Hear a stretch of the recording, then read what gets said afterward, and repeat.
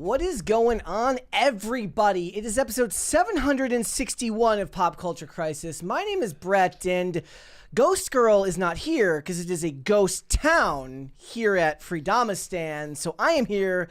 Kellen is filling in today. Yeah, that's right. Yep. Yeah, dude, there's nobody here, which is kind of nice. You know those memes where it's like the masculine urge to have a particular injury and it's a freshly blanket of snow. Yeah, that's what it's kind of like right now at the headquarters. So we were. Chat? I was coming into work today, and there was issues at the gate. There was the whole long road that we're on, still covered in snow and ice, and more so ice because the weather is bad right now. But guys, pretty much everyone here is at the inauguration today, and then we got a lot to talk about. You know, it's where politics and pop culture tend to fuse and meet. But I see a 20 there. Yeah, we do have a 20 from AI Shih Tzu, and he says, "Back on my land in the Philippines, telling you the movies here are like Disney, Miramax, circa 2000. It's Princess Diaries and Ice Princess and self-contained feel-good movies with no opportunity for merchandising, and I love it."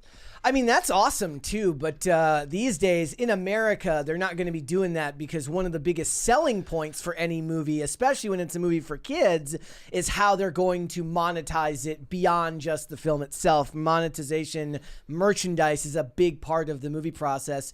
It's one of the reasons why a lot of movies that end up doing well end up not getting sequels, or not even necessarily doing well beyond box office. But, you know, you go over to like an Ollie's now and you'll see all sorts of Transformers toys from Transformers 1, which a lot of people enjoyed as a film, but didn't seem to make the money it needed at the box office. And there's just, you know, the toys aren't moving like they used to these days. I was going to say, you know, like a new show or new movie comes out and the hit character, they don't get an action figure anymore. You get a Fortnite skin. Yeah, that's a big part of it now. So I feel like and that allows crossover with like brand, you know, like Fortnite and DC, Fortnite and Marvel, Fortnite and all these companies. I'm just waiting for like the Dr. Phil skin in Fortnite.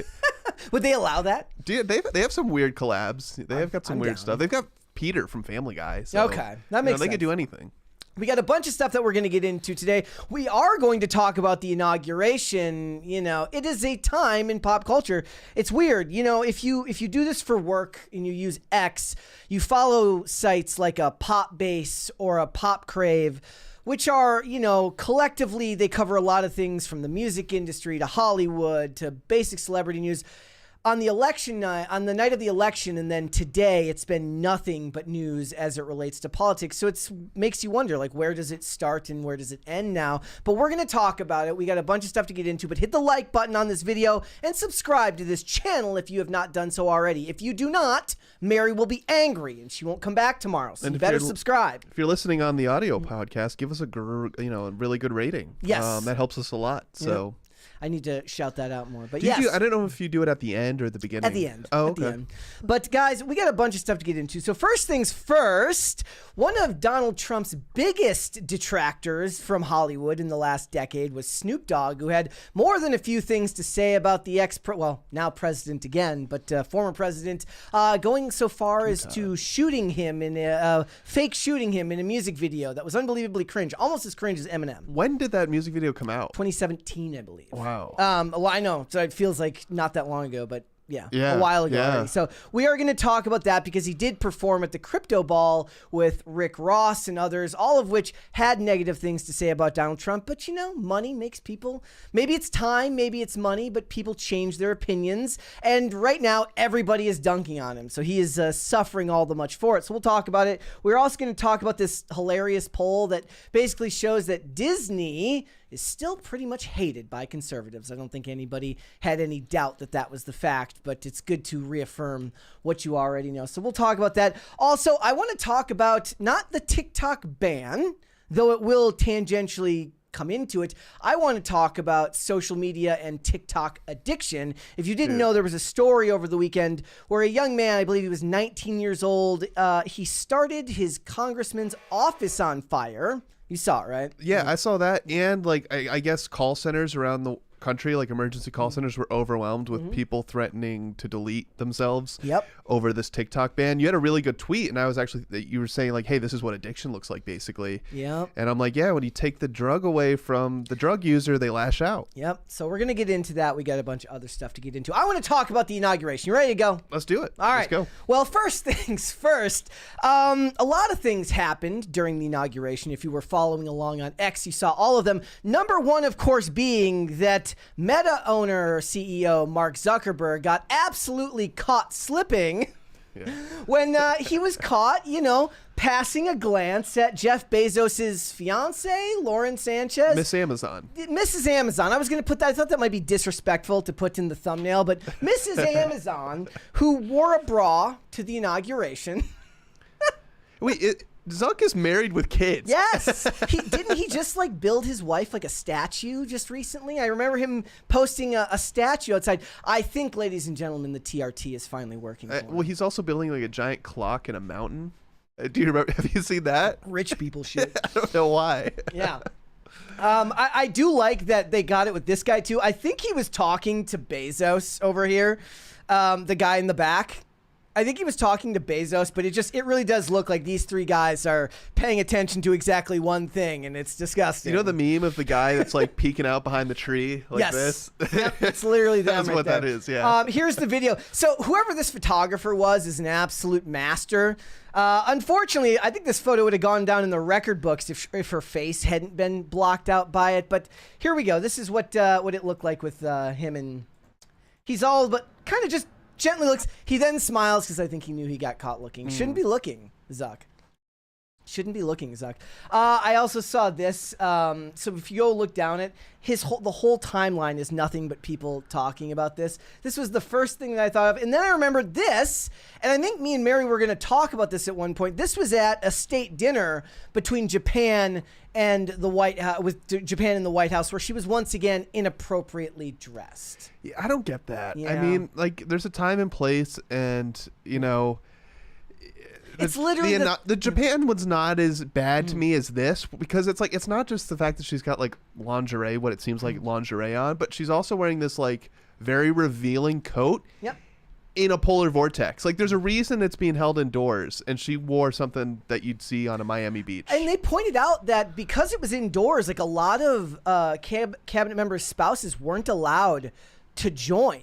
So how does Bezos allowed to have his fiance up there and inappropriately dressed? Do you think if you're a cabinet member, or let's say a member of Congress, do you think you're able to sell that seat, to someone else? Should be able to. Yeah. I mean, they monetize everything else in the government. Right.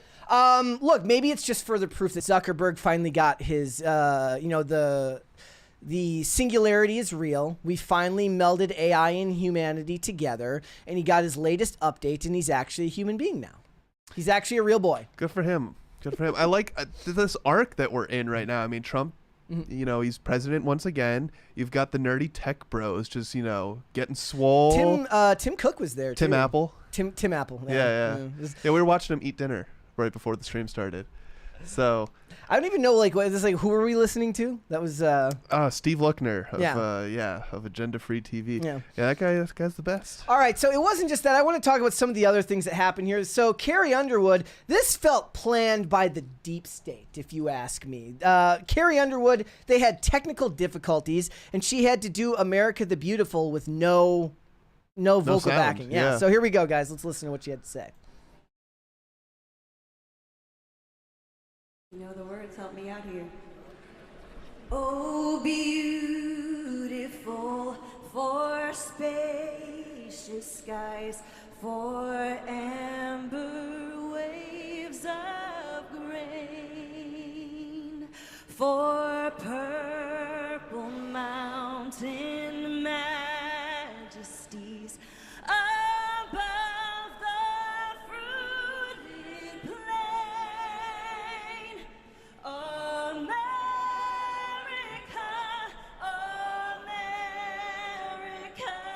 God shed his grace on thee. Do you see the beginning there, though? Yeah. What she mouths? What did she say? She just says, "I can just sing it." I'm like, that's a pretty baller move. She's like, "Hey, Let's get on with the show. Pro move right there. Yeah. One of the things that was funniest about this is there was epic levels of cope going on in like the pop culture channel X accounts. So both Pop Crave and the other one posted this, and all the comments were like dunking on her, saying she was out of tune and that it didn't sound good. I think they're just. Did you see her when they announced her that she was going to be singing at the event? Did you see the comments on her Instagram? No, with this. I mean, it just destroyed her, ripped her to pieces. I wonder what I didn't get a chance to look yet since her performance, but I'm sure it's not any better. What's weird is like, okay, so that's, I mean, we saw that coming. She's a country. Me and Mary, I made the joke to Mary. It's like, look, if anybody's conservative coded, it's the tall blonde girl who sings country music, right? Artist, yep. But so one of the other things that I thought was interesting was a lot of people were posting links from the dresses that like Vance's wife was wearing, and they were dunking on like Oscar de la Renta, the fashion designer, the fashion house, for doing so. And what I think melds everything together now between Snoop Dogg and some of these other ones, maybe it's money, but maybe some of them have realized that maybe he wasn't the person who got elected wasn't the evil person that he was made out to be. You know, I was thinking, because I asked at the top of the show, like, when did that music video come out? You said 2017. So 7-8 years ago. Well, they say it takes 7 years for every cell in your body to be completely replaced. So everybody's a new person. So now. all the TDS was, it's gone. It's gone from Snoop's his body. That wasn't the best thing, though. I mean, I actually think this might have been the most wholesome thing that happened during this whole part that wasn't directly related to Trump. But then there was also Elon, who does, I agree with Quarter Black Garrett, he does look like he's macro dosing very heavily here. He's just kind of like, they wrote articles already that said, why is he staring at the ceiling? So I got two theories. Either it's just like Molly and he's rolling hard, like he's at the club. Maybe it's still in his system from the night before all the big parties. Or the guy went on SNL and was like, I'm autistic. Yeah. So maybe he's just kind of sundowning is not the right term, but what is sundowning? That's when people with dementia like really just like have a brain fart. Okay. Right? That's me most of the time on this show. Yeah, so maybe he's just kind of like lost in his own thoughts. I mean, he's what is it? Joe Rogan always said, like, when you talk to him, you don't realize how dumb you might be until you talk to somebody who's really, really smart. Yeah. So maybe that's what it is. He just feels like he's looking down on the ants. Yeah, maybe he's like, this event is beneath me.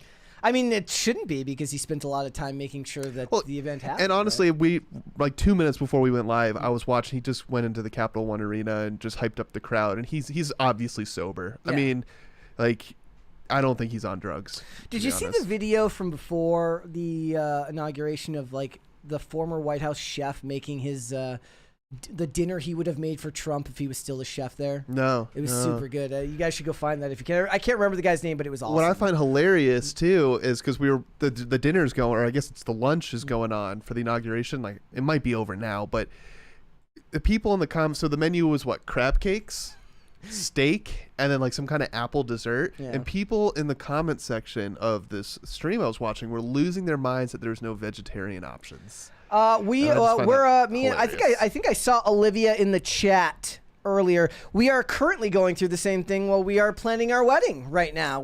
We were considering, are we going to have vegetarian options for the people that are vegetarians? We haven't come up with an answer for that. No, I just know that I'm not a vegetarian, so it's not gonna. Dino nuggies, curly fries, and steak. Okay. Yeah. Yeah, well done steak with ketchup. I'm not a Dino Nuggies fan, though. So I'm not either, actually, but so. For the memes, I am.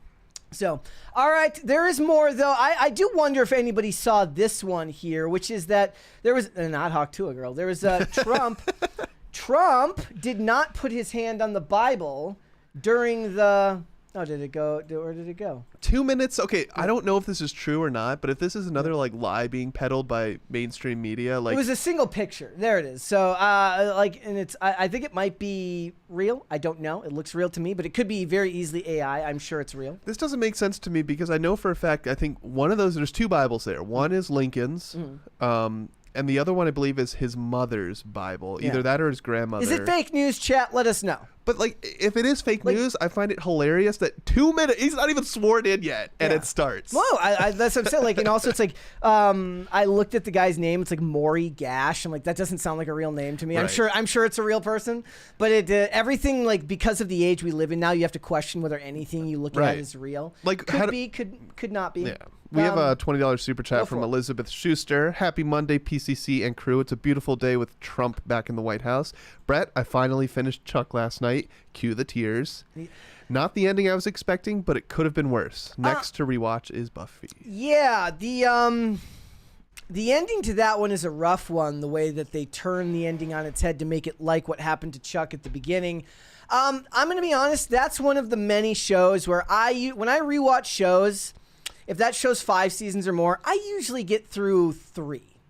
And then I either skip around or go something else. Chuck was 5 seasons, I believe, 5 or 6. But most shows, if they're that long, I don't rewatch the whole thing. I rewatch, like, I know a lot, like, and it drives Olivia insane, which is that I'm a skipper. I skip around everything, and until I find, like, I'm out every day trying to find shows that she likes, and then when she gets into something, I will then watch the thing the whole way through, because it would be rude to then just skip around because she hasn't seen it. Okay. I'm currently trying to get her into Leverage. I think I finally sold her on Leverage last night. Dude, so. I will make it my goal this year. 2025, you will be watching the content on Apple TV, Brett. I will not. I don't have a monocle, and I'm not rich. I refuse to watch Apple TV. Tim Apple is at Trump's inauguration. It's a new day. It's the golden age in America. You know who else was there?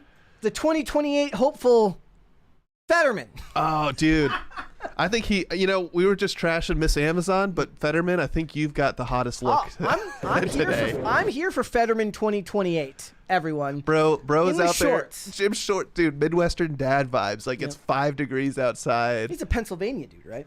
Yeah, he is. Yeah. Fetterman is going to win in 2028. It's going to be the Fetterman Tulsi Gabbard unity ticket that everybody's been hoping for. You gotta be a little bit skeptical of Fetterman. I think he's playing the fiddle right, but I don't know, man. I think he's trying to do what Trump did to the Republicans, and he's trying to, like, take back the Democrat Party. Yeah. I don't think he's going to switch, though.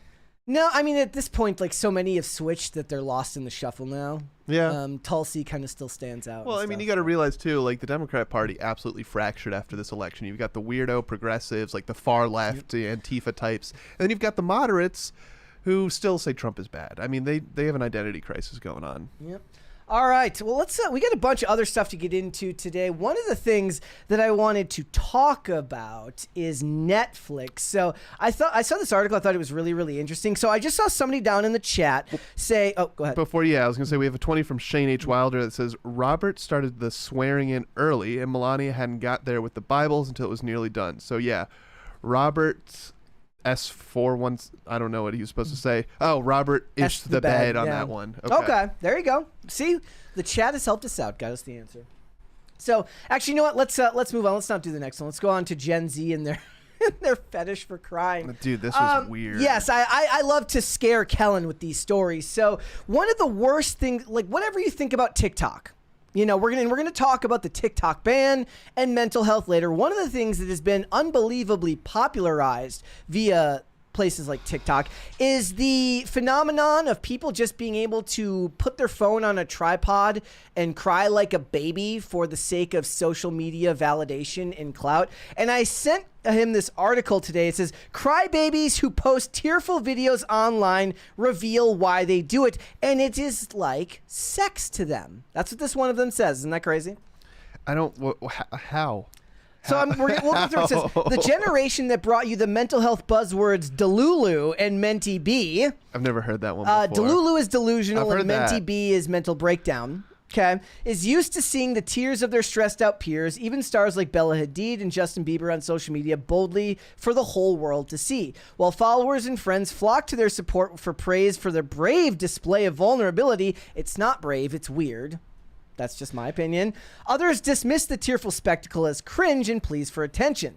Amy McNee, a writer and creative coach. What does that mean? What? What's a creative coach? Who previously posted a public crying video herself, spoke to CNN about why crying online can be so cathartic. She says, quote, "It's almost like sex. It's really private and the public culture doesn't want to look at you while you do it." She was hoping to find a community online that would relate to her experiences in writing and career as an aspiring author and the rejection she faced. She shared everything on social media, including the tears.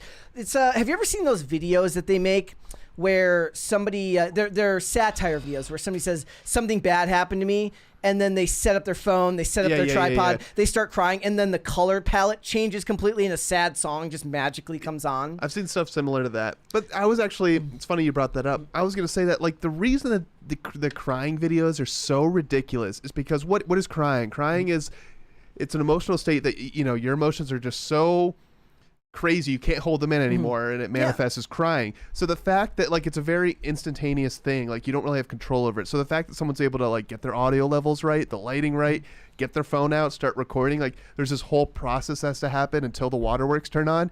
It just doesn't make it real. It just makes it really weird. Nobody believes it, right? It's very bizarre. But I don't know. I never knew people were getting off. This gets weirder. Okay. Says, I wanted to be witnessed in pain. She explained, okay. Noting that she didn't reach for her phone simply because she felt like she was going to cry, but rather she wanted to be seen and supported by her followers. See, the thing is, and I think a lot of people would agree, there is a social media addiction in the world nowadays. I think that's plain to see. Even I myself would say that I could probably spend less time. I'm not a huge poster, but I do lurk, okay? And I don't post as much, but I lurk a lot, and I could spend less time online for sure. But the thing is like certain mental states are supposed to be something that you share with people in your life, right? Like the idea of crying in front of someone was always supposed, especially at least for men, is not something to be taken lightly, nor would you ever imagine. Like, there's a whole online discourse about whether you should ever cry in front of your wife. Right. But then when it comes to women, and I would say that this is probably more prominent from what I've seen amongst women than men, whether that's because they're more emotionally dysregulated or just the fact that men understand that it wouldn't hold the same social cachet for them. It's just weird. So like basically what this article is saying, it's like a humiliation thing that they're into. I think it's I think that it's a braggadocious way of saying I'm able to make myself extremely vulnerable, and then they're okay with that, with being that vulnerable around people that they don't know, which I find a little bit creepy. Dude, this is why I know we said we wouldn't talk about the TikTok ban, but this is why it needs to go, man.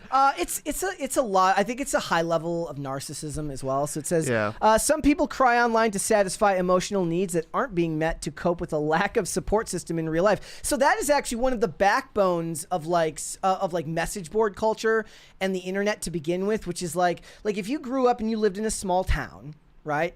And you didn't have like a lot of people that shared in a hobby that you might be into or something like that. You were able, one of the great things about the internet in the early days is you were able to go online and meet like-minded people that shared your interests. Sure. And that is morphed now to something completely different. I think, well, yeah, because back in the day, right, you had websites specifically catered to certain themes and topics, right? Like, you know, if you're a football fan, there are message boards on football websites and stuff. Now social media has an algorithm, so like they keep you on their platform, right? Like X, if you're into football, it's going to feed you that kind of content, but you're also going to get exposed to random stuff, and not all of it's nefarious, but just you're getting a taste of like a little bit of everything, and it's just I still maintain that Instagram does tests, does experiments where for periods of time, my Instagram feed is granted, it depends on how much I'm using it. And I go back and forth between using Instagram more and using X more. And my X algorithm stays pretty consistent. If there's a big political event, it skews political. Otherwise, it's people in the pop culture space and people in the political space that are engaging in discussions about pop culture. Even though some of those people are political, I get less of the political content. My Instagram algorithm, which is mostly like extremely, you know, un-PC videos and things about, you know, jokes and skits, will then get tweaked and it'll end up being something completely different for a week at a time. Or even just sometimes my joke was always like on Sundays, my Instagram algorithm would never look like what it was supposed to. But I mean, a lot of this is just not narcissism. So this person says Tristan Blackwood told the outlet that he struggled to make friends as a teenager and would share TikToks of him crying while he vented. I just wanted to be validated. I was thinking, someone please see me. I need help. These kids, like, you've got neighbors, you've got your family members. I mean, I think this is kind of like monkey see, monkey do in a way. It's also tied to engagement, right? So if you do this and then you get a bunch of likes that tell you this is good, do more of this, you're going to be incentivized to cry more on camera. Right. Yeah, That's crazy. 100%. And this is a learned, like, to set up a camera and film yourself crying is not natural at all. It's 100% a learned behavior. So they're seeing other people do this and get all this attention. And maybe it's not just attention. Maybe it's just like, oh, I can finally reach monetization if I get my followers. He actually says that. It says, it kind of gave me my entire social media career, says Emmy Hartman. After a video of hers went viral in 2017, she shared a roller coaster of her 17-year-old emotions in a 2-minute clip. Now you've got crying and tears as a way of generating engagement and views, likes, clicks, and helping build your brand. Says a senior lecturer in the digital media space at the University of Sheffield. It's monetizable in a way that was literally never been seen in society. Actually, it was before. It was actors who were hailed as the ones who were able to cry on cue. Have you seen that he's a TikToker, I think. He's a British guy, and he's like, just goes over the top. He does like his own little 1-minute performances in movies. He's like, what happens when I lose my wife? And he's always screaming and crying and drooling in every video he does. Yep. So but weird. Yeah, I think most of the time before social media, you see a person bawling, right? If you're out in public, you're like, okay, either that person's crazy or that person needs help. It wasn't like a spectacle. I'm not just going to stand here and watch. I'm going to intervene. It's never been something like to me, when I see people crying, it's like if it's not somebody that you're emotionally connected to in that moment, the instinct is to look away. Right. Unless it's somebody that you're actually trying to be there for emotionally. And that's why I was asking, is this like a humiliation kind of thing they're getting off on? Because, I mean, with like the furries, like they'll make people walk them with a leash. Yeah. Like that's a humiliation thing. That's why they like it. It's like I don't understand it, but that's why they're doing it.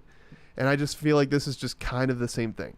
It's weird to me. It's totally bizarre. Very, very weird. But it's like, at the same time, when you read articles like this now, it's not like anybody doesn't believe it because they see it every day. There's a whole separate subgenre of like Instagram and TikTok that are making fun of the people that do it. Yeah. And I don't know, like, I guess for me as a guy, it'll just always be one of those things that being that emotionally vulnerable in public is cringy. It's cringy, and you do a disservice to yourself by doing that. We have $20 from Just Cause I'm Free. Happy Monday, PCC. Did you all hear that Cecil Richards died today? I did not. Totally unrelated. What is your favorite song from Wizard of Oz? Mine is Ding Dong, The Witch is Dead. Again, totally unrelated. Also, boys.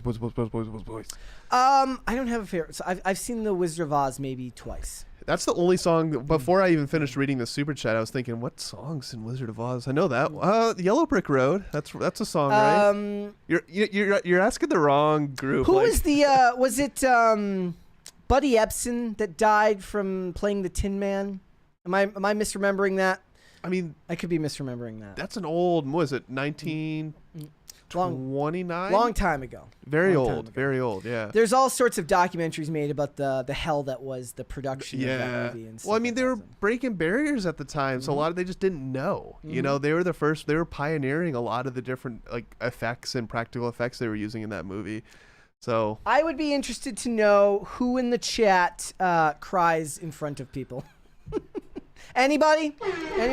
Hold, please. Crisis party. Thank you. Kellen's not gonna dance. I need my party. Kazoo. They're called a kazoo. I don't know if they are. Called a kazoo. I have to dance because Mary's not here. All right. My office. So chat. If you guys didn't know, my office is right above the studio, and dude, I hear that song every day. I'm begging Brett to please change the song. Nope. Well, we've got a new one coming. Okay. Good. Mary has yet to, she said she found the one that she wants to use, but she has to send it to me, and then I have to figure out where to put my typical explosions, and I have to add to it. When you were making the Alec Baldwin one. And the house just sounded like the castle was just sounded like it was exploding. Yeah, that's what I'm here for. All right, what would you like to see? Cringe or cue of the day first? Mary did submit the cringe today, so it is an extension of her today. Let's do cute since we just read something super cringy. Okay, all right, here we go.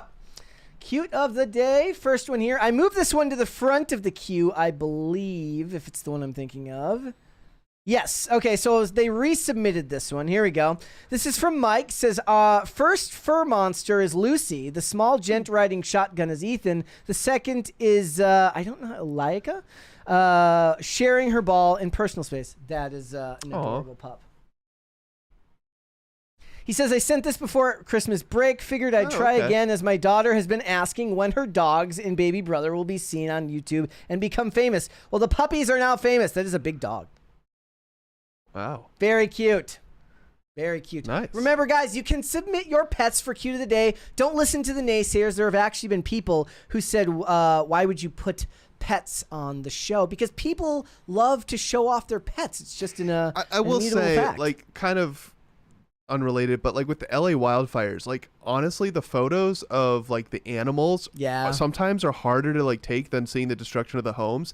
Because listen, people, like, animals are innocent. People are not. So it's just, it's hard. It's more pure. It's hard to animals are more pure. It's why it's considered a cheap plot device in movies when an animal dies. Really? Because it's very easy to get people on your side when you do something to an animal. It's why John Wick went and killed like 10,000 people.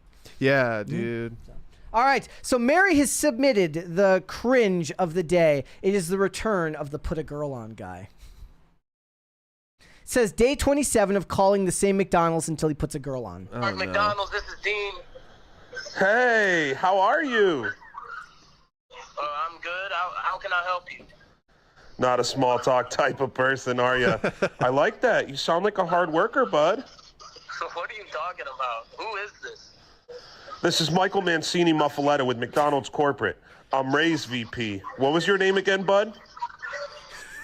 It sounds like a skit to me. I don't get it. I told you that my name is Dean, sir. Nice to meet you, Dean. Listen, I've been calling around to multiple of our stores in the area, and it seems like each store is missing one thing. You know what that thing would be, Dean? I don't know. No, I don't. An employee that can put a girl on. Bro, are you stupid as you gotta be stupid as Is that all you know how to say, Put a bruh? girl on. You definitely had the teacher's aide with you in class, Put a bruh. girl on. You know what? I'm gonna fold you like a pretzel. You keep Fake. talking. Ridge Park McDonald's. I'm calling fake on this It one. does seem skit, fake. Skit on that one. It does seem fake. I do believe that the originals were real, and then now he's just it's turned into skits. See, those poor employees, man. I would go insane if I had someone calling the store every day. Yeah. I mean, they could just block his number, or maybe that's not allowed. That might not be allowed. Yeah. They probably they'd get in trouble or something like that. Yeah.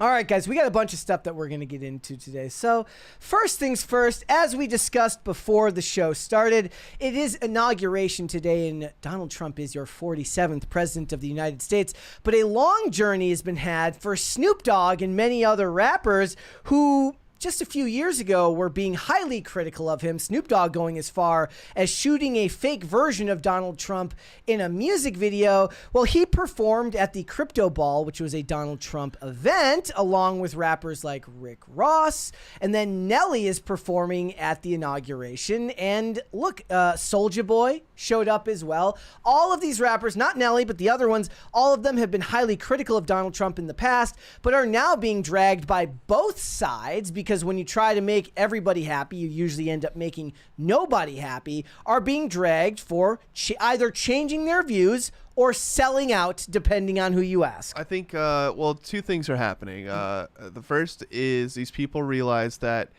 catering to the mob is never enough. There's always going to be more demands. They're like, fine, we hate Trump, but that wasn't enough. So finally, they're like, okay, I'm just done. The other thing is like what Tim Pool says when he's right on the money with this one, where he's like, hey, Trump won the popular vote. He is the mandate. It's the popular culture is now supporting Trump, right? He won the House, the Senate, presidency, the popular vote, right? It is, the majority of people are supporting Trump.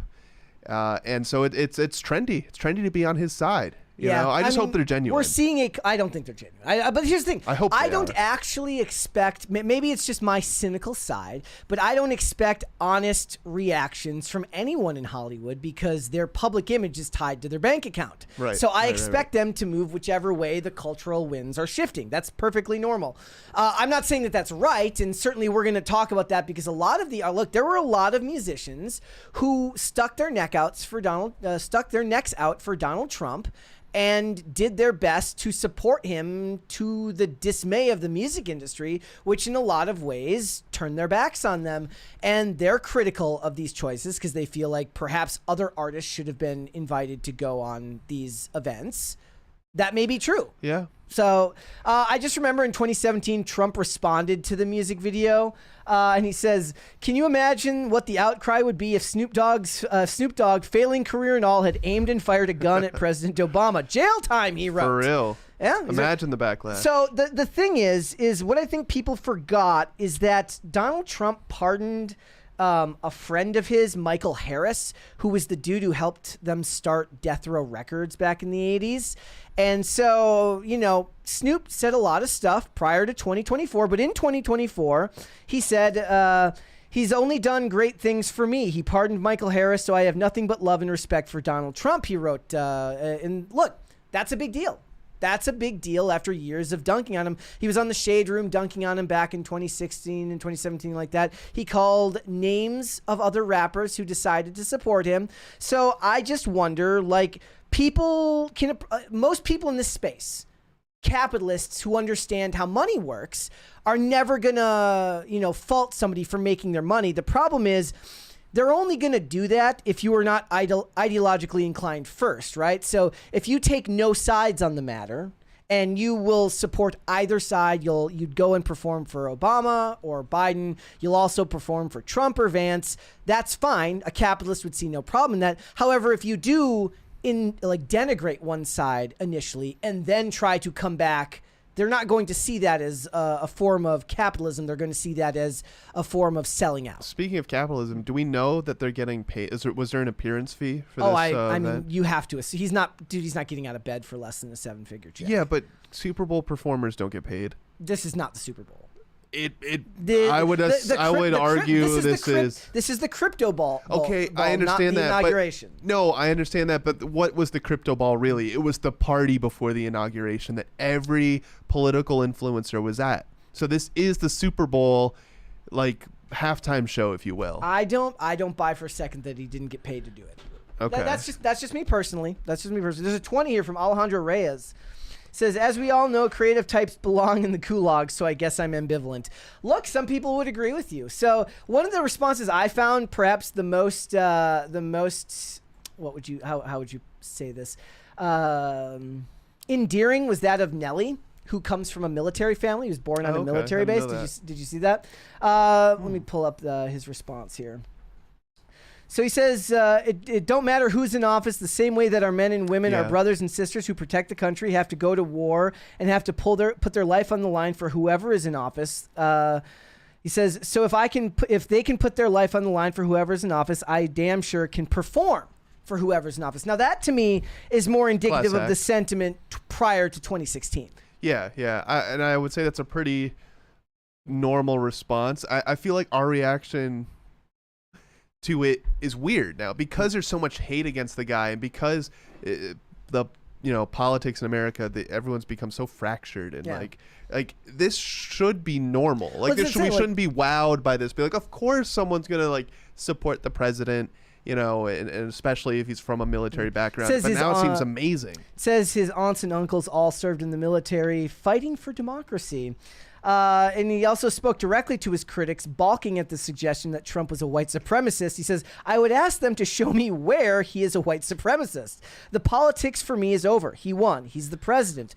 He says he's the commander-in-chief of what I would like to think of as the best country in the world. I love that. It's good. And I will say, when someone is in this position, if you're Nelly or Snoop Dogg and you end up performing at a Trump event and then you get attacked again with these baseless claims he's a white supremacist or he's gonna take away your rights, well, it's just gonna make them support him more, because he's like, I know that's not true. Yeah. You guys are nuts. I don't want anything to do with you guys. So here are some of the responses that came through. And again, I actually think all of these responses seem to be fairly warranted, given the fact that a lot of people on the right felt wrong done by, that they're suddenly embracing the mainstream that was so against him for so long.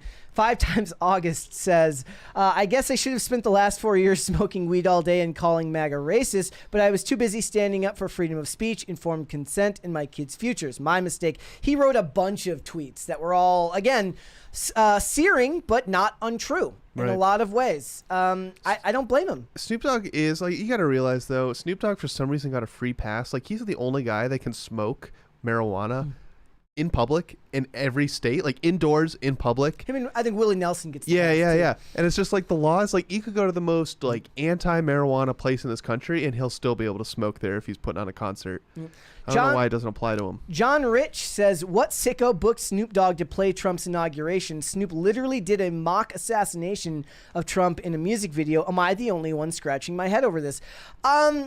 I would say yes, if it wasn't for the fact that a lot of conservatives really, really do deign to be, accepted by the mainstream. They really, really want that. They pretend like they don't, but they do. That's why everyone on the right tends to be like, every time an actor says something not insane, not even like pro whatever they are, just not insane. Like, I always like the cut of that guy's jib, right? It's not like they've ever stopped from that. It could also be like Snoop Dogg's audience is aging, right? Like I could be they're wrong. They're older than me, mostly. My age or older. Right. And I don't think Gen Z and Gen Alpha now, like, I don't think they really care about Snoop Dogg that much. So it's like, that's not your bottom line anyway. Those people are not buying your merch. Those people are not going to your concerts. They know who you are, but that's kind of it. It's like why do you even care? And that's who these loud people that are trying to cancel him and stuff for being seen at a Trump event, like they're all kids. Like, who cares what they think? So this guy says, I have deleted all Snoop Dogg songs from my playlists. I have blocked him from my accounts. I will not listen to his music after I found out that he will be there to perform for the Traitors on Monday. Well, it wasn't on Monday. There you go. This is exactly my point. How much you want to bet this guy's either deeply unwell or a child? I mean, it's one of the two. This one says, choosing Snoop Dogg to perform at the inauguration is an aesthetic betrayal of the people who elected Trump. Whoever decided this was a good idea needs to be fired and replaced with someone who understands the moment calls for a band like Creed. I agree. Actually, Trump literally said after his inauguration was finished, he got up and I don't know where he was, but this was today, a few hours ago, and he gave a speech and he said, listen, I went up to Chuck Schumer and I said, hey, it's time we start getting along. It's time we start actually getting things done. It's stupid. It's pointless, this hate that we have for each other. And that's Donald Trump, the leader of the party. If he's saying that it's time to make amends, like, people need to not hold grudges over such petty whatever. I mean, the thing is, though, is like, I agree, it's not a great look. But some people are better at that than others. Right. Like, in a lot of ways, I feel like I've a short memory for stuff like that, and I'm a pretty forgiving person. But I've never begrudged someone who's good at, not wanting to get burned a second time. I feel like people are offended for Trump, and it's like, the guy's a grown-ass man. Like, he's got it, guys. You don't need to be offended on his behalf. And Rick Ross did the same thing. Rick Ross had a line about Trump and assassination in a song. After really? That. Yeah. So this is nothing new. That's a little bit different. Like calling for the violence. No, right? it wasn't. It was. It was coached. It was coached in language that is still music. Okay. So it's okay. Whatever. I wish everybody could come together, but everybody picked their starting points back in 2016, and we are seeing probably the largest, fastest cultural shift I've ever seen. I disagree about the starting points thing. I mean, we saw in the last 3 years that the MAGA party, the Republican Party, it's a big tent now, right? You've got they're welcoming people like Tulsi, Vivek Ramaswamy, Elon Musk, like they're people that weren't historically pro-Trump. Well, yeah, I mean, I'm saying that a lot of people picked their places in 2016, and a lot of other people aren't going to be willing to forgive them. Yeah, well, screw those people. But we live in a time now that's where people feel it's dangerous to be naive or to be perceived as naive. It's why a lot of the cynicism from the internet comes from. People don't want to give something a chance because they don't want to be perceived as being had or taken. I feel like, well, I don't think that's new because of the internet. I think that's the same thing as like when you're a salesman. Yes, thank you. Couched, not coached. When you're a salesman, you need to learn how to handle rejection. And if you can't, you're not going to be a good salesman. And I almost feel like people are scared of being wrong. Did they fire Vivek? There's rumors. Did they fire Vivek? I don't know if I've seen any actual chat. I don't know if there's actual reporting. H1 be gone with you? Well, no, he announced he's going to run for, I think, governor of Ohio. I thought that was a parody account. I thought he officially announced. I could be wrong. I thought that was like a parody account, and then he said, but it's not a bad idea. I could be wrong. Maybe. I don't know. Because he was there at the inauguration, too. He's at all these events. So even if he's not going to be in Doge, he's still very much in that circle, talking to those guys. It's not like they hate the guy. All right. Let's go and do some super chats then. Let's move on here, guys. We got a bunch of stuff to get into still today, and then we're going to hang out at the end. It's going to be good stuff here. Here we go. All right. Shane H. Wilder says, Happy Inauguration Day, Brett and Kellen. Woo. It may be colder than a witch's... I don't know if I'm allowed to say that word on YouTube. Which is tit in a brass bra. There, I said it. But a new day has broken. Boys. You could just say it's colder than probably the people down in D.C. right now standing outside. It's not warm out here. No. So right now where we are, the drive is a little bit dicey because so if you're on the freeway, you're fine. Yeah. Right. If you're on the freeway, you're fine. The roads got salted. They got plowed, and then they got salted again. Those roads are fine. It's just that out here, most of the roads isn't the freeway. You're off in back roads. Right. That's why it's like, so I'm from Minnesota, which gets a lot more snow and is usually a lot colder than out here. But I would argue that driving out in this area is actually worse than driving in Minnesota because the plowing infrastructure in Minnesota is really, really good. And most of what the driving you're doing, unless you live in one of the outer suburbs, is you're going from one suburban street to a freeway into a city or into a suburb where the plowing is really, really good. Out here, you're on a lot of back roads and hills, and that's not even to mention on the mountain. I will say, like, it's not even the fact that they're mountain roads. It's just such rolling hills that it's hard for plows to really... I mean, they're narrow rolling hills, so it's hard for the plows to be effective, even if they are here. And when it gets so cold, everything that starts to melt during the day just freezes at night. Yeah. And so that could be... It's like, you just got to be wary. You got to, keep your wits about you when you're driving. It was, like, right before the last storm. It was like, it was warm and it thinned out, and then the snow all melted, but then it was immediately going to go down into the teens at night, and you're like, all that's going to freeze over. Yep. That's the worst. worst. You just got to be careful. I mean, most cars are like all-wheel drive nowadays, so new cars. So as long as you go a little bit slower, pay attention, don't do mindless driving, you'll be all right. Corey Anderson says, can you have Melanie Mack on as a guest? I miss Mary. Well, Mary will be back tomorrow. I did see all of the controversy going on with Melanie Mack. What'd she do this time? Razor Fist. There's always controversy with her, isn't there? I don't know, but I saw the stuff about gaming and hot women in gaming and banning stuff. I don't know. I just saw a lot of people arguing back and forth. I was like, all this purity testing, and I didn't even study. Dude, it's the influencer realm is so catty. Like, it's really like being in high school. It's really annoying at times. Yeah, it's just pointless bickering back and forth. The thing is most of it ends up being a game of telephone. So by the time you get to it, you don't even know what was initially said. And I don't have the attention span to pay attention anyways to all of that. So I just say, I'm sure both parties had an argument. That's why I like CoffeeZilla. Are you familiar with him? Yeah, that's why he does long. Yes, usually... Goonergate is what it is affectionately being called right now. Jesus, but he does long crypto, and sometimes I see these controversies with crypto, and I don't understand them, and that's where I'm glad he does a 1 to 2 hour breakdown, because I'm like, explain to me like I'm 5 why this is an issue. But if we're talking about internet drama, I don't have the energy for it. I'll just whatever. Yeah. I don't know who's right. I don't really care. Doesn't really matter to me. It's true. Someone said it never ends. The drama. It doesn't. It's true. So, all right, let's move on. So there was a poll done recently, and a bunch of different places covered it. It says only 16% of Americans say that Disney content is better than it was in the past. And no shock to anyone, 65% of Republicans say that the content is worse. Kellen, do you agree with that statement? Let's see. Well, can you pull it up for me so I can read it? I've got it on. I sent it to you. Oh, okay. Oh, I see. 16%, right, of Americans say Disney content is better than it was in the past. Mm-hmm. What's the past? I mean, probably prior to 2016. It's tough because certain areas they're learning from their mistakes, and then other areas they're doubling down. So I'm gonna say no. I don't think it's better. Well, I would imagine that most people don't, right? Do you have a high hopes? Better is such a subjective, better how? 29% say that it has improved. That really depends on what your take on it is. But I would say, did 2024 give you any high hopes for it? Like Disney, say what you want about the Acolyte bombing in the way that it did. Disney had $3 billion movies in 2024. Which ones? There was Inside Out 2, Deadpool and Wolverine, and Moana 2 all hit Moana Okay. 2 just hit $1 billion.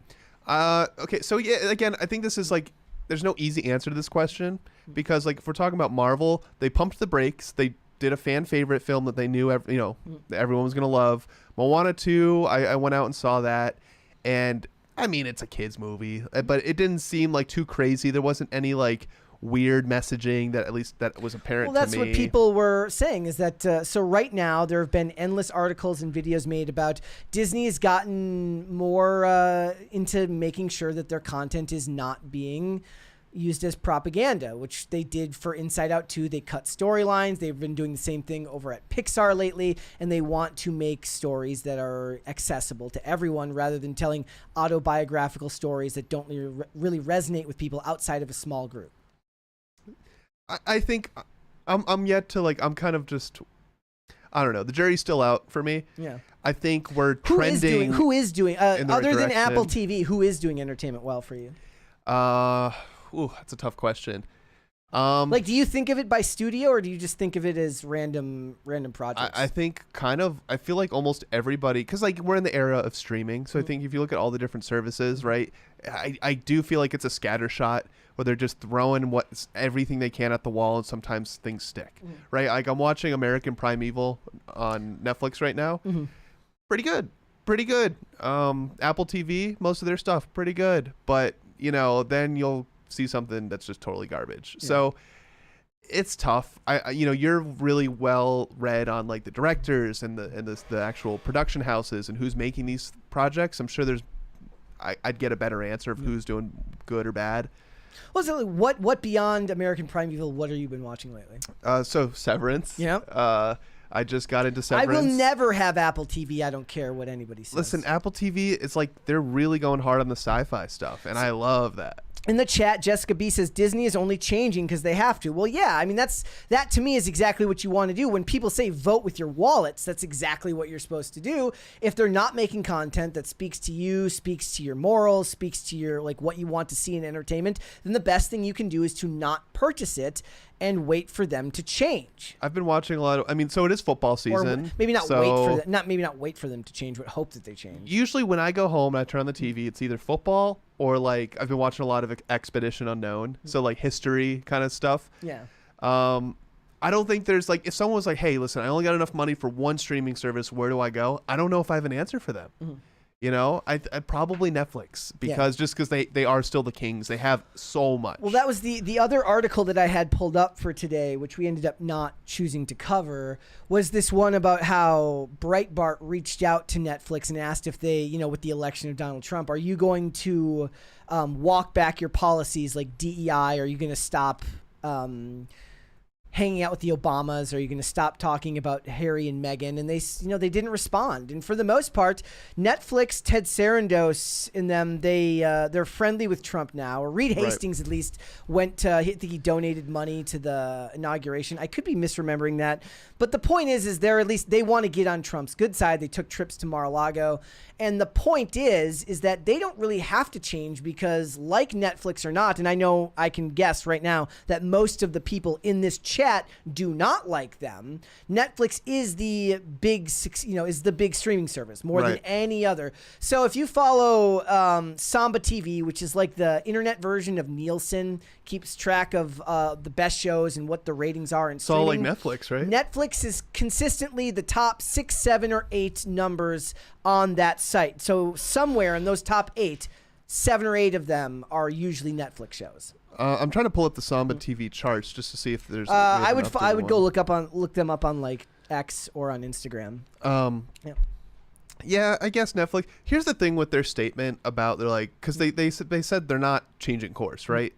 Well, they didn't say as much. They just didn't answer the question, and like they don't have to change. Because I'm looking at it this way: how much money do you have tied up in projects that haven't been released yet? So, like, if the question really comes down to, are you going to waste a bunch of money? The answer's no. Like, hey, maybe for future projects we'll plan differently. Netflix wastes millions upon millions of dollars on shows that no one watches. Yes, but like the amount of money, this Meghan Markle deal, right? The amount of money, if they just stopped it, that they'd lose. Like, it's not just a failed project. Yeah. It's like this was a huge deal, and so they have stuff like that, and you can't. It's better to. I think it's better to. Even if they were gonna change, it would take 2 years to notice the changes, anyways, because so many projects are already in production right now. Right. So I think they realize. This is my more like maybe it's a naive take, but I think they're like, hey, we went the wrong direction, but we have a bunch of money tied up, and getting some return on these failed projects is better than no return. I say failed as like stuff that no one really wants to watch or stuff that makes people roll their eyes, but I think it's better that they could write it off, I guess, right? That doesn't matter because they've already paid them in the deal. So yeah, like, Harry and you Meghan got to already use been it paid. somehow. Yeah, but I would still say if someone wants to they've got one streaming service to choose from, I'd say Netflix or Max probably. I think Max has a good. It's just not a lot there, but they do have a decent amount. It really depends what you're into. Amazon Prime is the one you want. I've heard Paramount. People Amazon like Prime is the one. Paramount. If you like, so Amazon Prime has the absolute worst user interface of any of the streaming services by far. But right now, and remember, everybody is algorithmically programmed, right? Oh, so I hope that doesn't come to streaming services. I know it is a little bit. what? Like recommendations based on algorithms. That's the whole point, right? Is whatever you like, your top 3 charts in your streaming services, like on Amazon, will be ones that are catered to like the things that you usually watch. So I see stuff that is preferential to me, and a huge amount of the stuff on Amazon Prime is stuff that I'm either rewatching because I've already enjoyed it and watched it before, or it's something that's new and I actually want to watch it. And I used to rank Amazon towards the bottom because I hated the user interface so much. Hulu is consistently the best because Hulu's good. As far as the genres of television that I actually like to watch, it has the widest selection, especially the old Fox stuff because it's owned by Disney. The old 20th Century Fox shows that they have under license are all there. So if I told you to get one, I would tell you to get Amazon Prime. With the Hulu though, I think a big part of their success is FX and the shows they get from the FX network. If FX were to move its content, I think we'd have a totally different conversation about Hulu. A lot of the FX shows are over on Hulu. That's what I'm saying. Yeah. If they moved their shows to a Justified. different platform, right? I don't know if we'd be Then it would be praising like Hulu as AMC much. Plus or Stars. Like, Sure. Do you know anybody who has Stars? Oh, yes, because Outlander is on Stars. Okay. But I think Outlander just returned to Yeah. Netflix a couple months ago. Yeah. So, but yeah, I think we're trending in the right direction. I think kind of the bloat of the streaming services and the terrible decisions being made, I think we're trending in the right direction, but I don't think it's much better than it has been. Disney is like, as far as like selection goes, Disney is where you go if you want exactly one type of thing. I mean, like if you're a Marvel guy, you go to Disney. If you like Star Wars, I Right. guess you go to Disney. I don't know why you wouldn't just own that stuff on physical on physical media anyways. But like, I don't want to buy 37 Marvel movies, but I understand buying the original, the first 6 Star Wars movies and then none of the rest. But, you can watch, like, for instance, I am going to be rewatching Daredevil, in the next month or so that I can get ready to watch Daredevil Born Again. But the only time I ever watch Disney Plus is if I get a weird desire to watch a random Marvel movie every 4 months. So I have a question. So the new Captain America movie is set to come out on Valentine's Day, if I'm not mistaken. Yes. You think it's good or bad? Like, I don't really see that as like a romantic date night movie. It's not about that. It's about Black History Month. Is that? Yeah. They did the same thing with Black Panther. Why Valentine's Day though? It's that or it's any other day in that month. I don't know what the other. You'd probably most likely if you look at the releases on the other days, there's competition there that they were probably trying to avoid. I don't know that for sure, but I would imagine that's why. But they did the same thing with Wakanda Forever in the first Black Panther, which released it in February.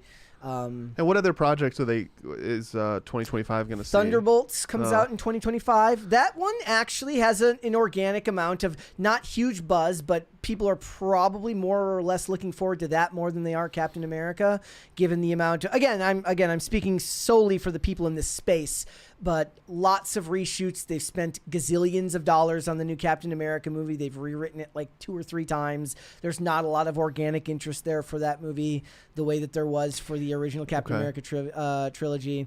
So, and of course, we're not getting Blade this year. So we got that, and we've got Fantastic Four. And I think now that Fantastic Four, looking forward to that one. Even though this is the third time they're trying Fantastic Four, like third reboot, fourth reboot. They're saying it's a 3-day weekend that weekend. Oh, okay. So that makes sense. Okay.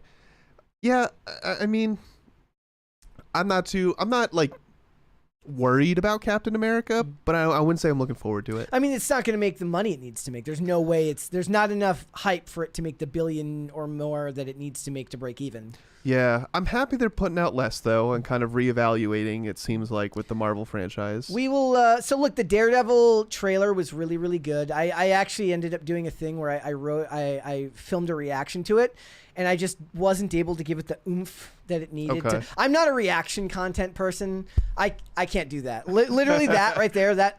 I can't do that. I'm not capable. I can do it when we're doing the show and I'm actually organically engaged. But most of the time, I don't want to like watch the trailer for the first time and record my reaction. I want to watch the trailer for the first time, on my own and then go back through and reanalyze it. But when I do that, it doesn't have what everybody's looking for there, which is like Daredevil breaks a dude's arm in half and everyone goes, "Oh!" Yeah. Like, whoa! Which I love. Actually, they did a really great thing in that trailer where he breaks a dude's arm like this and pushes it through the bone, but he's wearing a long sleeve shirt, so all you see is the blood soaked through the shirt. So is this gonna be dark and gritty? Yeah. Oh, yeah. Okay. It's going to be great. I don't know how they're going to adapt that storyline, but it's definitely not going to be the same one from the comics. We were talking before how like Marvel's kind of gotten too big for its own good, right? Now all these characters are like world destroyers basically, and it's like, how do you really make a good movie when everyone's just extremely powerful like that?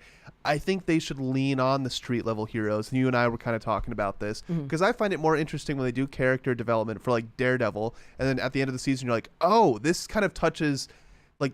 This is how this story kind of like relates to the larger Thor or Iron Man. I like seeing it's like the details in the MCU. If they keep the identity politics out of Captain America, I saw Luffy trolling in the chat. If they keep the identity politics out of Captain America: Brave New World, I'm sure I will be okay with it. I'm sure it will be fine as a perfectly acceptable piece of box office slop. Big budget slop as it is, but it's got everything working against it. Now I'm way more excited for Daredevil Born Again. Okay. Is he supposed to be in any movies? I think they said, okay, so every time there's a new Daredevil coming up, there's a bunch of like articles written about how he might appear in the next Avengers movie. Okay. Whether that actually whether he actually shows up in Avengers Doomsday or not, I have no idea. But Charlie Cox says Matt Murdock is the best of the best. They kind of hurt themselves with those reveals with the new Avengers, Avengers 5, and the Doomsday. You mean the Robert Downey Jr. one? They kind of hurt themselves because now people are just like, I just want to get through these projects to get to that stuff. Yeah. I mean, that's at least how I feel. I did see that Josh Brolin shared some Dark Side fan art or something the other day, so now people were like wondering whether he's going to play both Thanos and Dark Side, which would be hilarious, but we'll wait and see. I really think that this year, so here's the thing, just to finish up. When it comes to Disney, $3 billion movies in 1 year is huge. They've got 32 of the 56 or so. There's been 50 something $1 billion movies in history. 32 of them or something are Disney. Disney's power at the box office is not to be discounted. The issue is that you cannot rebuild public trust in a company in just 1 year. It's going to take multiple years of multiple $1 billion movies, hit after hit after hit, if you want to rebuild public confidence in that. And I don't even know on the offset that that's even possible with Marvel because there's a lot of apathy. We've talked about how when they announced upcoming Marvel movies, a lot of people didn't even know what was going on past Endgame. They're like, are they still making those movies? So, the fact that all of your art now requires people to basically have to do homework to watch the movies by watching 8,000 TV shows works against you. I don't think that poll does anything to really help bolster the idea that Disney's on its way back, but we will have to wait and see. All right, let's go and do some more super chats up there. Hold on 1 second, guys. We are doing it this way here today. All right, wait, and there we go. Professor Freakoff. Where did you go to school to be Professor Freakoff? Did you? He says, she's wearing a bra as a top. This is Seinfeld. Yeah, people were posting that meme from Seinfeld. Yeah, I remember that episode. Someone chatted. Yeah. AI Shih Tzu says, bro, Kellen, right in the feels. You are so right, and it hurts me so bad. I don't know what that means. I think he was talking Oh, about Fortnite skins. Fortnite skins. Yeah, because like, me and the guys, like Serge, and I forget who else was up there. I think it was Sam with the Boonies. We have the little fingerboards, little tech decks that we play with like pre-show and stuff. And I was like, dude, we should get Beyblades. And you can't find them. Like, you can't find them. Yeah. And it's just disappointing. Like, for me, my childhood, like, you had the Star Wars action figures. You had real lightsabers. You could buy the Transformers. There's some inside baseball. Like the, what was it? When was I on IRL last? Was that on Wednesday last week? Yes. Wednesday. Like Tim just looks at the table and he's like, "We need to clear all the clutter off the damn table." Yeah. There's just so much clutter. Beef jerky, fruit roll-ups, snacks, little grind rails for the fingerboards. Yep. It's a whole bunch of. It looks like a thrift store knick-knack section. Bric-a-brac. Yeah. There's a lot of guys here, man. We got knick-knacks. Pete Donovan says, "Boys cast IRL and Trump is back. Let's go. Let's go." Boys, dude, I kept making the joke with the TikTok ban this weekend. Remember that like viral video where the guy gets pulled over and starts praying to Donald Trump. He's like, "Please, Donald Trump, save me from these people." You've never seen that video? Mm-hmm. Oh, it's hilarious. This guy gets pulled over. You see the cops surrounding the car, like demanding he opens the car, and he starts praying to Donald Trump. And so I was making that joke all weekend. Please, Donald Trump, save TikTok. That's disturbing. Oh, it's funny. We should find it. It's a good one. Professor Freakoff says Joe Biden trying to sing along. I saw that. Yeah. I did see that. Yeah. Hey, good for him. Do your best. As best as you can. We'll do one more here, guys. This one's from St. Miles. It says, with President Trump back in office, will Hollywood bring back movies worth watching in the theaters? There was actually a really interesting article today that I was reading, and I thought about covering it as a topic, but it doesn't have a great hook. But the point of the article was like Trump is trying to combat Hollywood by using their tactics. It was from the Hollywood Reporter. I would actually, in fact, you know what? I can see if I can pull it up here. Trump, Hollywood. Yeah, this one here. I'm going to put it in the chat. You guys might actually like reading it about how he uses the tactics of Hollywood to try and combat Hollywood. And he did just appoint, Mel Gibson, John Voight, and who is Mel Gibson, John Voight as envoys to Hollywood, along with who is the third person? Did you see that? No, what is it? Who was the third person, guys? It was Mel Gibson, John Voight, and I have no idea. Somebody else. But they're special envoys to Hollywood. Oh, I did. I don't remember who it was, but I did see that, like ambassador to Hollywood or whatever. Yeah, I thought that was funny. All right, we'll hold off on there. Someone did say they nerfed Beyblades in the West, and you're absolutely right. They did. They're these plastic pieces of junk. Beyblades are supposed to be dangerous, solid, like chunks of metal that if they go to, they fly off and hit you in the head, and it's gonna hurt. That's the way they're supposed to be. Okay. All right, guys. So a lot of people have been talking about the ban on TikTok. They're talking about TikTok coming back, how Donald Trump is involved, all of that. That's certainly a very interesting discussion. But I want to talk about the mental illness epidemic and the addiction epidemic surrounding TikTok and social media in general. If you didn't see this story, this came out the other day. It says, Wisconsin teen says short-lived TikTok ban was the motive for allegedly setting fire to a local congressman's office. Bro. Yeah. It says a Wisconsin teen was arrested and charged with arson over the weekend after police say that he set fire to a local congressman's office and cited the TikTok ban as the motive. What's weird about this is it shouldn't even be partisan because this was something that came through from both parties. I'm always suspicious of anything that has bipartisan support anyways. Anything that Republicans and Democrats get along on, I tend to think is bad because they don't actually agree on much. I think the fact that SCOTUS, and I was explaining this to someone over the weekend, SCOTUS doesn't agree on anything. The fact that they ruled 9-0 unanimously that, hey, TikTok's dangerous, we should force them to, it's not a ban, they should divest. TikTok chose to shut down themselves, right? Like, that's crazy. That's insane. But the point is not to discuss about the legalities of that. That wasn't why I wanted to talk about this. I want to talk about the way that the youth's brains have been melted by social media and the constant flow of dopamine. What will happen to your body when TikTok is banned? Experts warn of serious withdrawal symptoms among serial scrollers. As crazy as it sounds, it's a real problem. So it says the controversial app's imminent removal over Chinese spying concerns, possibly as soon as 12:01 on Sunday, could spark some serious physical and psychological withdrawal amongst serious users, doctors warned. The universal symptoms of withdrawal from any addictive substance are extreme anxiety, irritability, insomnia, depression, and cravings. And people who are addicted to TikTok, if they stop using it abruptly, may experience any or all of these symptoms, said Stanford psychiatrist Dr. Anna Lemke.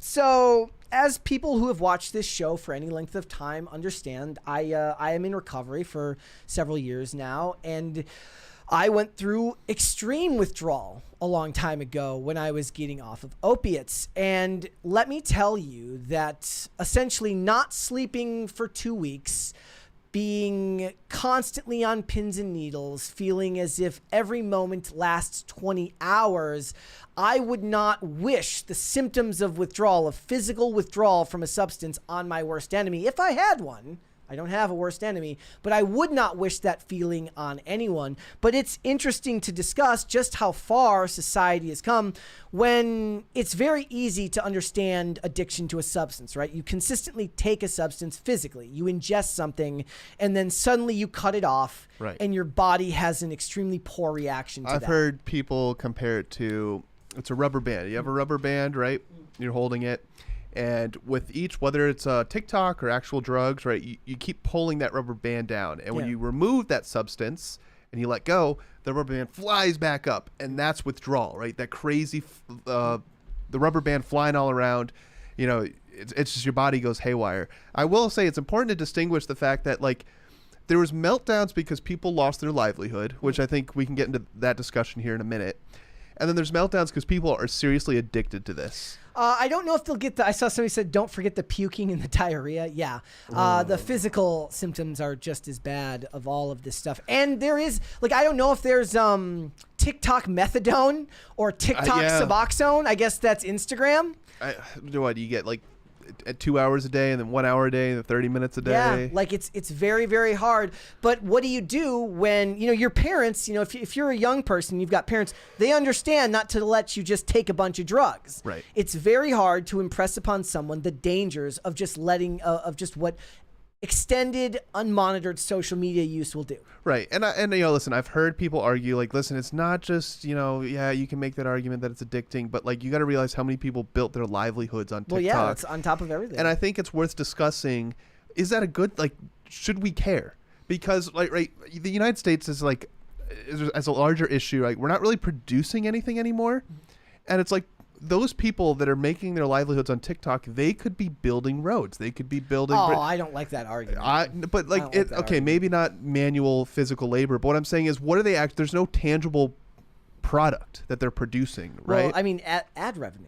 Ad revenue. That's the same business we're in here. It would be hypocritical to be critical of them for that. Sure. But again, YouTube is an American company. That would be like, and I'm guessing, and look, that's what people who don't like channels like this say to us. Sure. They're like, like the go get a real job. I think that, but I sure, I'm not going to argue with that. But what I'm saying is, like, is that, like, okay, so if they ban Twitter tomorrow, oh well, I wouldn't care, you know. And I think, like, social media, it's worth being wary about it with this kind of stranglehold it's got over our society.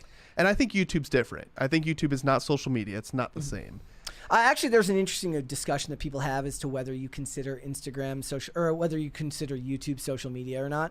A lot of people still do because it has a comment section and it operates in the same way, just slightly differently. But do you?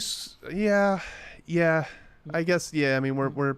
I can't do, look, like, literally my job is to do what a lot of those people are doing on TikTok. It's just in a different video format. So look, I don't have a problem with people making their money as ad revenue. Now, I do think it's interesting that they're talking about these things in the same way that they're talking about the symptoms of addiction. So this says, without TikTok as a vice, levels of dopamine, a chemical that is released in the brain when a person does something enjoyable, creating the urge to do it again, will begin to plummet. So it says, with every mind-numbing scroll, users are bombarded with a relentless stream of short videos ranging from dance challenges and makeup tutorials to melodramatic confessions and absurd stunts. Well, we were just talking earlier about the melodramatic confessions and the crying, right? Desperate TikTokers have been flooding the platform with tearful posts and dramatic pleas, with one user saying that their life is falling apart. One of the things that I thought the most interesting about it, maybe it was just like one of those 3 a.m. thoughts or like a shower thought, is like the greatest emotionally vulnerable crying video of all time, ironically, would have been about the platform you can no longer post it on. Yeah, that's true. So it's like it shall never be seen.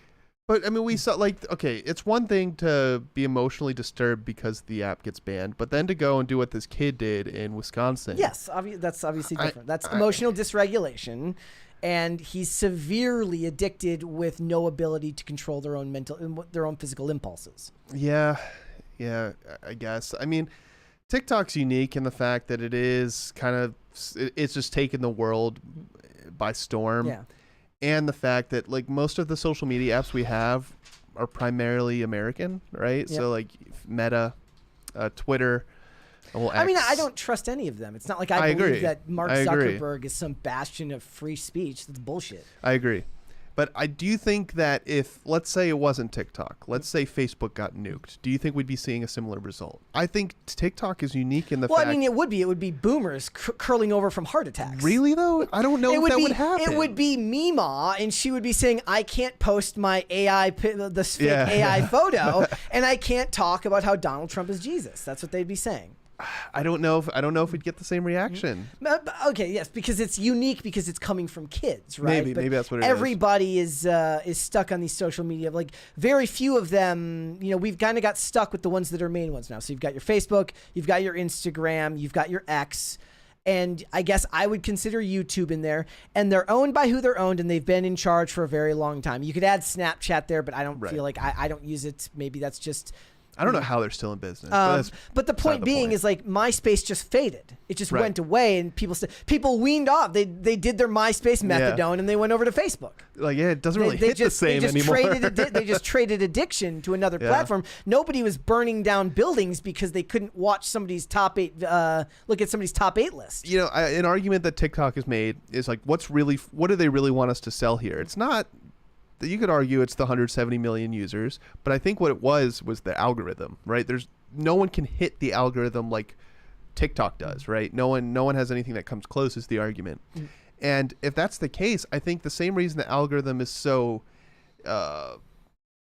revered is the same reason that it's causing issues with young people. So something's going on there, and we got to figure it out. Here's one that will let you know how far people have gone on this. It says, geez. I will take a flight and go in person and hand deliver Xi Jinping my personal information, starting with a copy of my birth certificate and ending with a copy of my social security number, said somebody on X, just to have TikTok back. Cesario JPN says lefties right now sweating over thanking Donald Trump or crying Donald Trump saving TikTok. Yeah, it's like the meme with the guy with the button. I was going to make that part of the discussion here as to how they feel. I mean, it's not just them. I mean, there's people on the right that are having the same debate back and forth. But from what I remember, and somebody can correct me if I'm wrong, that when Trump, so what they're saying is that Trump wanted to enact the ban first and then walked it back.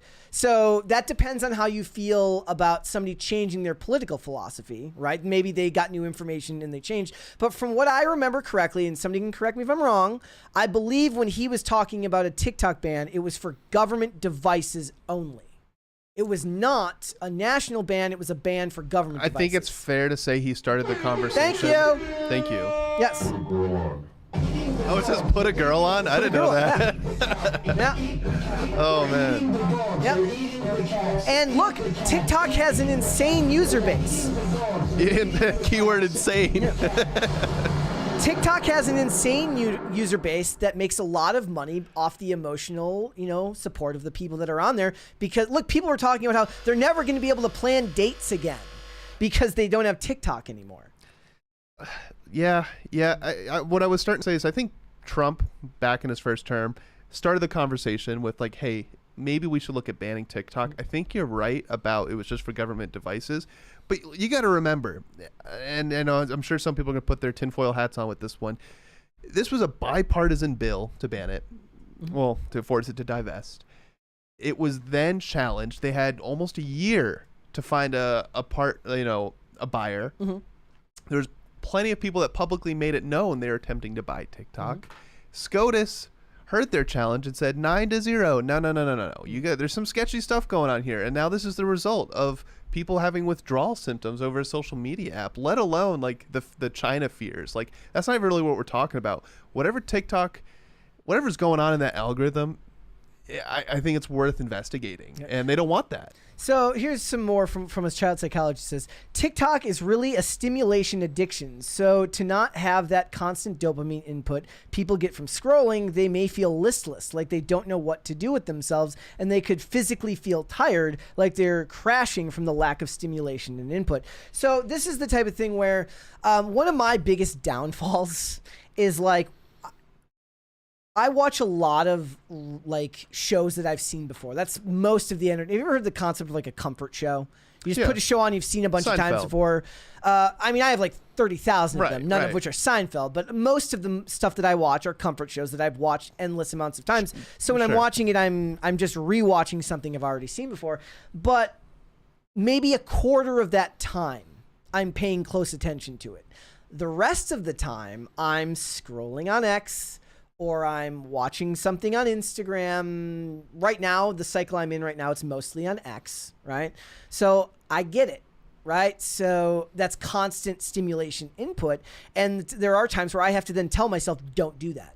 Put your phone down, do that, go do something else, put on something new, whatever it is, it's to get away from the social media use. It was a big thing that I used to do when I was making like daily skating content. Was like a big part of my desire to go skate was like, I've spent too much time inside today. I've spent too much time on social media. I need to get out of the house and get physical activity. Physical activity is also very good for your brain, not just your body. But the thing is like when you're in recovery, one of the things that becomes prevalent is the ability to kind of analyze your mood and the way your body is reacting to things, because you have to be able to identify the triggers that send you into the possibility of relapsing, and you have to be acutely aware of that. It's about balancing how much you pay attention to that and living a healthy life where you try to not overthink about it, right? But the one time when I would find myself in a bad place would usually be from too much social media use.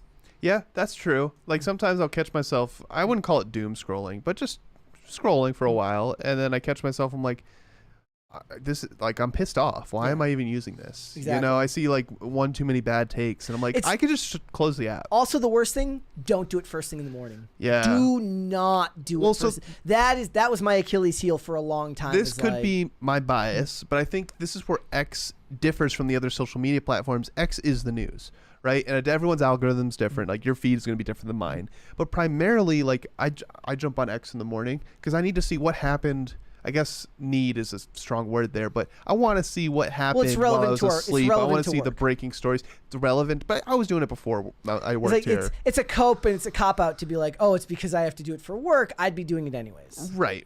But I think there is a difference there where it's not just this brain rot slop, right? Like there's real news breaking on X. You have Congress people posting about the happenings in the country on X.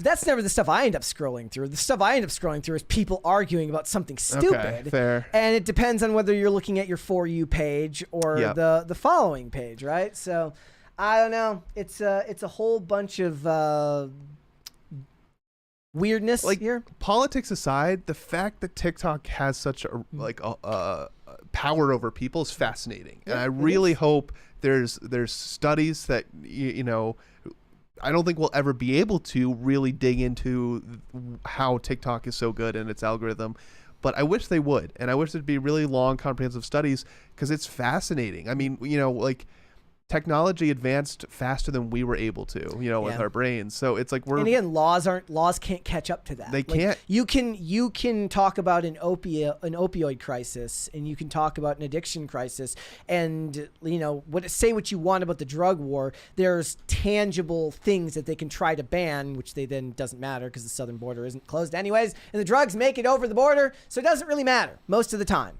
But the point is like, how do you regulate something that's on everybody's phone when there is tangible evidence that it's addicting? I don't know what the answer to that is. I'm inherently against the drug war anyways, so I tend to be laissez-faire with stuff like this and talk about the idea of you taking responsibility for your own actions. But now we're talking about apps that supposedly are supposed to keep children off them, but all it takes is to lie and hit the I am this age button, and it doesn't matter. Did you saw the report that Gen Z and Gen Alpha, they don't Google things anymore. They search it on TikTok. Yeah. And I think that itself is just interesting, and it's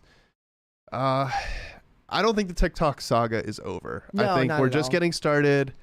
I know the ban only lasted for 14 hours. Less than that, I think. Less than that, and it was all on them. And like some are saying, can Trump even really do this? Like Congress voted on a law and passed it that Biden signed. Like The point is, ladies not and over yet. gentlemen, if you're having social media withdrawals, you should be careful. It can be very, very dangerous. go for to a then- walk. Yep. Go for not in the polar vortex, but Get some exercise. yeah. Get some exercise. All right, guys. Let's finish the super chats here, and then we're gonna hang out till 5. I did put a poll up, ladies and gentlemen. I don't know if anybody saw it, but I asked you, how do you pronounce Caribbean? Is it Caribbean or is it Caribbean? So you're saying it differently now than before the pre-show. Pirates of the Caribbean. Otherwise, I say Caribbean. But where are those pirates? Oh, come on. They're in the Caribbean, right? No, they're in they're Pirates of the But Caribbean. you know what's funny is when you put that poll up, we found a third way to say it. Caribbean. I don't say that. Caribbean. I think that's the one and only true way to say that word. All right. Tacty Platty says, Brett, we had Mission Barbecue cater our wedding back in 23. We threw vegetarian options to the wind. They did a great job. 5 out of 5 would hire to cater again. Well, I mean, a lot of people have been asking me if we're going to have a Taco Bell catered wedding. I'm sad to say, but that is not going to be an option. No Baja Blast fountain? I would love a Baja Blast fountain. I'm not even a big Baja Blast fan, if I'm being completely honest. Baja Blast fondue. Now, a Code Red fountain. You gotta have some I would options. have a Code Red fountain if I could. And that's awesome. Shane H. Wilder says, crying videos are like sex. You're doing sex wrong. Yes, that is true. That is true. If they're crying when they're done, that's a problem, guys. You got to Jesus. figure out what's going on. Be God. careful. James says, last 2 times I cried in front of my wife after our son died. I'm sorry. Then I cried to my mom when we got a divorce. There are acceptable times for men to cry. That is okay. That is one of the worst types of discourse that ends up on. There's a couple of things on X that I hate. Like we're back to like the doom scrolling thing. It's when when is it appropriate The for men to manosphere. cry debate. That is one that I end up reading all of the replies, even though I don't want to be reading it because I am probably addicted to social media. I don't know. Yeah. Yeah.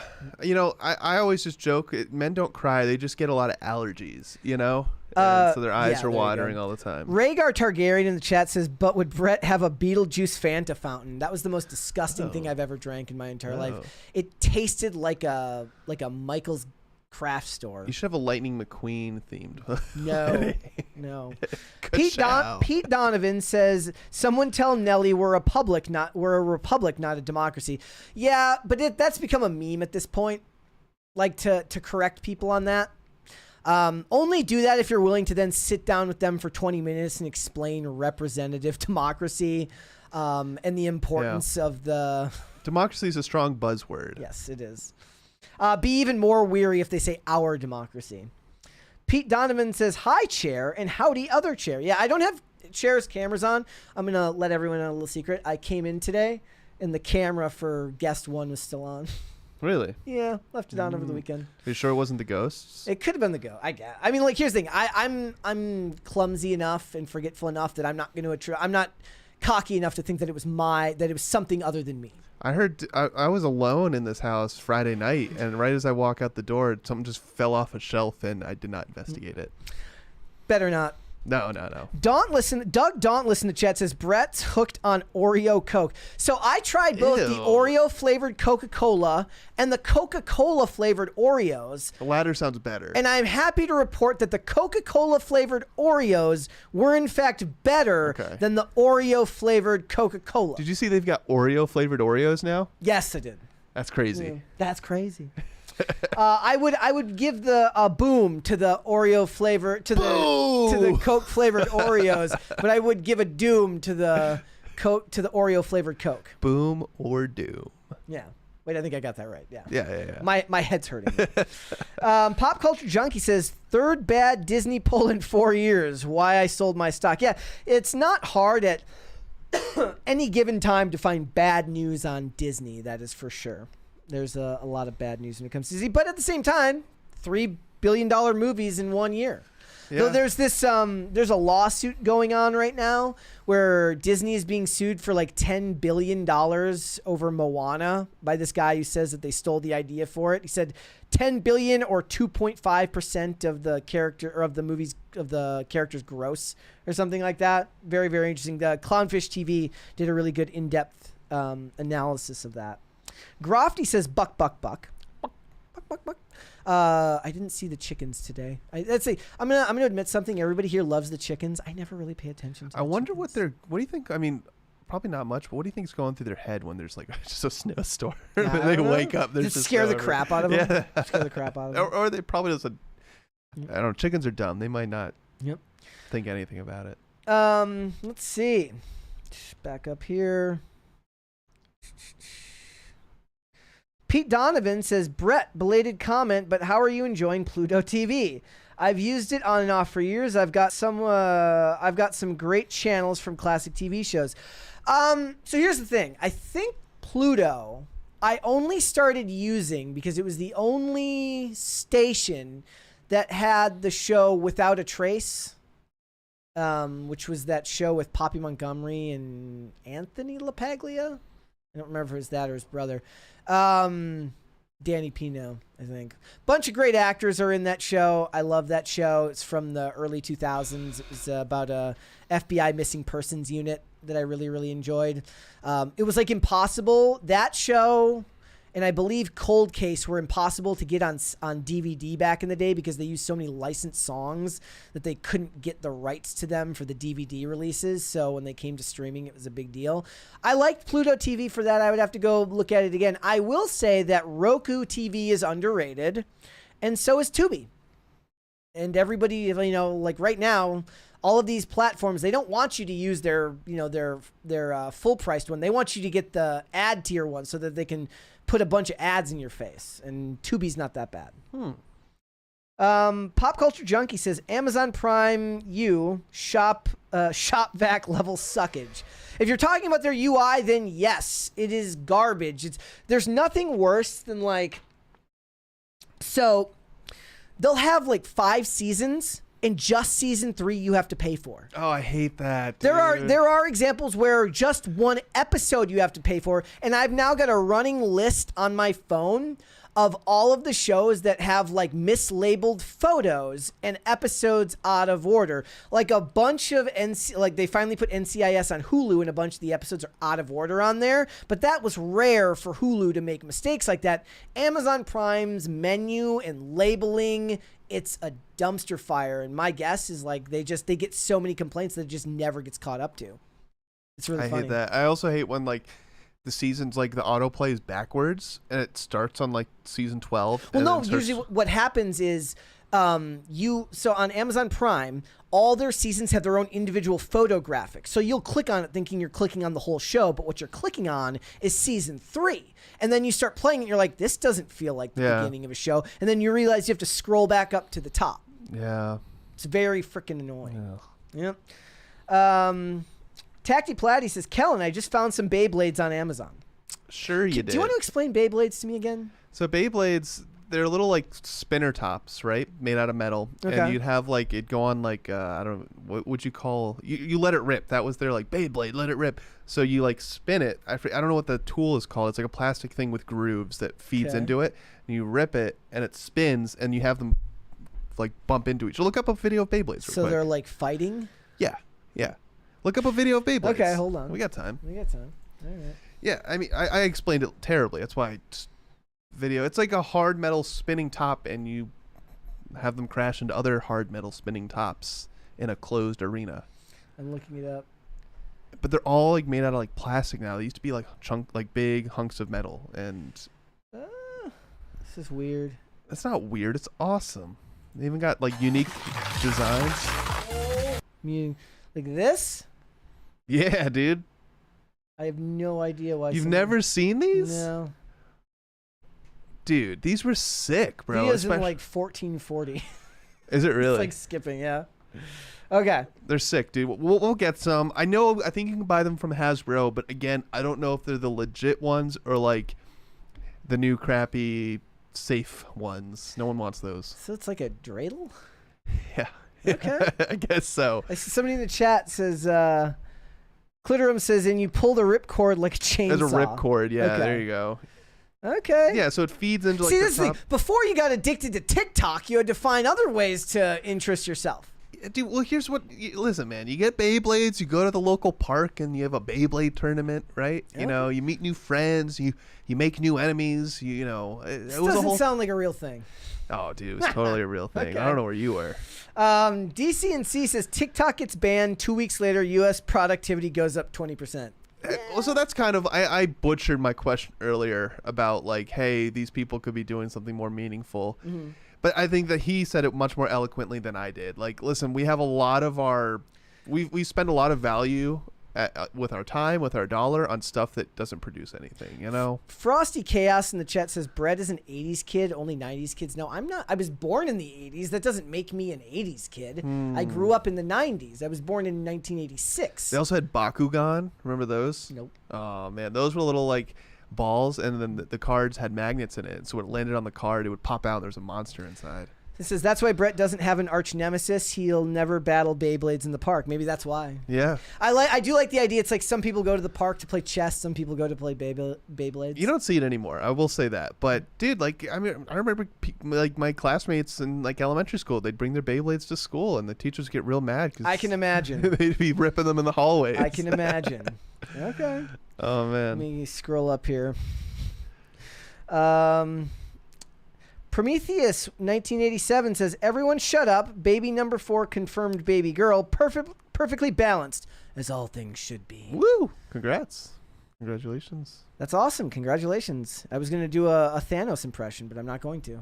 Yeah, there you go. Well, no, we don't want to snap the baby out my of bad, existence. my bad. Unsnap. I don't know how to unsnap. Yeah. Professor Freakoff says, I went to Diddy Freakiversity. Oh my god. What'd you major in? What was the what was the tuition? Oh, well, you don't want to know. I don't want to know. I don't want to know like what the student loans were like at Diddy University. I don't think you pay. You don't pay with money. You pay it a different way. I did say the other day. I said if Elon Musk was actually the shadow president, he would have made the 69th Amendment the law of the land. What's that again? I said if Elon actually was the shadow president as he was being accused, he would have made the 69th Amendment the law of the land. Just skip everything. Yeah. That'd be the best part. You just skip and go to 69 and then go back. Yeah. Ryan Brown says Snoop changed his mind about Trump before the election. No one broke him. Tim saying he's a fair weather friend is a bad take. I don't know. Look, again, he did say that he didn't do anything to him, but I think fair weather friend may be a fair assumption if you don't know the other facts about the matter. But again, you know, pardoning his friend, again, the guy who helped him start Death Row Records, not him, but helped start Death Row Records was a big deal. And then they got together after he was let out and relaunched Death Row Records, you know, because Suge Knight is in jail. I also think it's fair to call anyone that's like a political normie or like politically ignorant. I think it's fair to say that they're fair weather people. Like, I don't think that's a crazy label to put on Snoop Dogg. But I will give him credit for changing his mind before the election. But a lot of people would have said that the tides were already turning by the time he did that. Again, now you're going to get into a weird purity test. We're going to say, how soon after did you do this? Right. I'm not interested in that discussion. It's boring. Yeah, to dude, me. and there was a lot of people, like, when Trump first, as they say, came down the escalator and announced his candidacy, was it 2015 or 2014? When he first did that, dude, everyone roasted him, right, left, center. Everyone was like, "Oh, dude, the billionaire Trump, he thinks he's going to win the presidency." And then he beat out everyone else in the primary, and then he beat Hillary in the election, and he shocked the world. So, like, to act like everyone's been riding with Trump since day one is just wrong. And Hollywood tends to be fair weather friends because they just want to go with whatever is currently in. And since he won the popular vote this time around, I guess they've had their NPC chip, you know, like, this is recalibrated. This is a good thing, right? Like, the Democrats are doing something wrong, so he's not supporting them. This is also why, like, one of the biggest things that I do preach on here is, like, I don't really care about I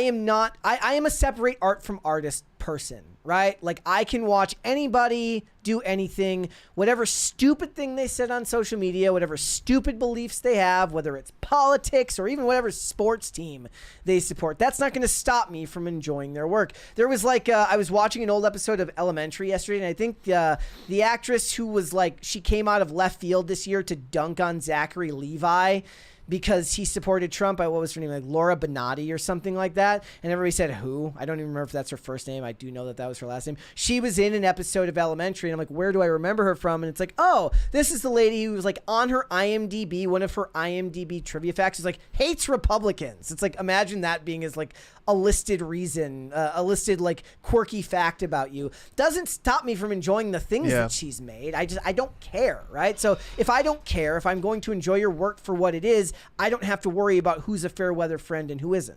That's true. So, let's see here. Where did we leave off here? But actually, really quick to Ryan's point, you're right. He did change his mind beforehand, but the idea of having to have a debate about it is just, to me, is just stupid personally. But I get it.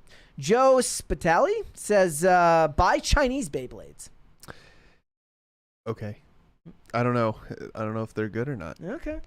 Maybe he's saying like they're more dangerous there because of the safety dude, regulations. I've seen videos from like India where they're just using like they like make their own using like saw blades. It looks real dangerous, and so awesome. Yeah, awesome. Yep. I mean, there's battle bots. You've seen that, right? Yeah, it's basically Beyblades. All right. Shane H. Wilder says, and we're about a third of the way to a third crisis party, guys. Not bad. Just heading a heads up. Let's see. Shane H. Wilder says, I probably spend more time on X than I need to, but I've never lost my ish if I couldn't get on. Right. I'll just go do something else. Hobbies are a thing. I agree 100%. Something, maybe it's generational, man. Maybe that's all it is. Maybe TikTok is not special. It's just the youth. Tacti Platy says, Kellen, shop talk time. Any chance can get the censored IRL shows on an audio-only version on the app? Rumble is hella wonky and audio would save me data. Data or data? Caribbean or Caribbean? I don't know if we have a way to do that. I mean, all the uncensored. So we post one a week on Spotify to give everyone like a preview of what the members program is like. So you can always find one on Sunday at 10 a.m. Other than that, like they're on our website. I don't know. It's not a bad idea. We'll see what we can do. Yep. All right. Shane H. Wilder says, hold on, let me get it here. If you pronounce it Caribbean, then would people from the then would the people from there be Carabiners? I've got one. Yep. There you go. Carabiner. Oh, and good on you, Brett, for not eating Friends cereal. Yeah, that was weird. Who the frick would eat cereal with like the Friends label on it? Why would you do that? It was like the TV show Friends, but it was cereal. Oh. Well, I've got OVOs named after Alexander Ovechkin when they won the Stanley Cup. Yeah, the cereals are fun because it doesn't matter what you call it. Like, all right. Pete Donovan says, "Yo, Kellen, do you still man the board for Rian with Ian, or has Wesley officially replaced you? If you know, you know." I think that was a sketch in Cast Castle way back when. I don't remember. I'm like I must have memory hold it. I don't remember. I don't remember at all. Tacti Platy says, Brett, I use Pluto for, you guessed it, Star Trek. Yes, and you will never make me watch it, ever. You don't like Star Trek? I will not watch Star Trek. No.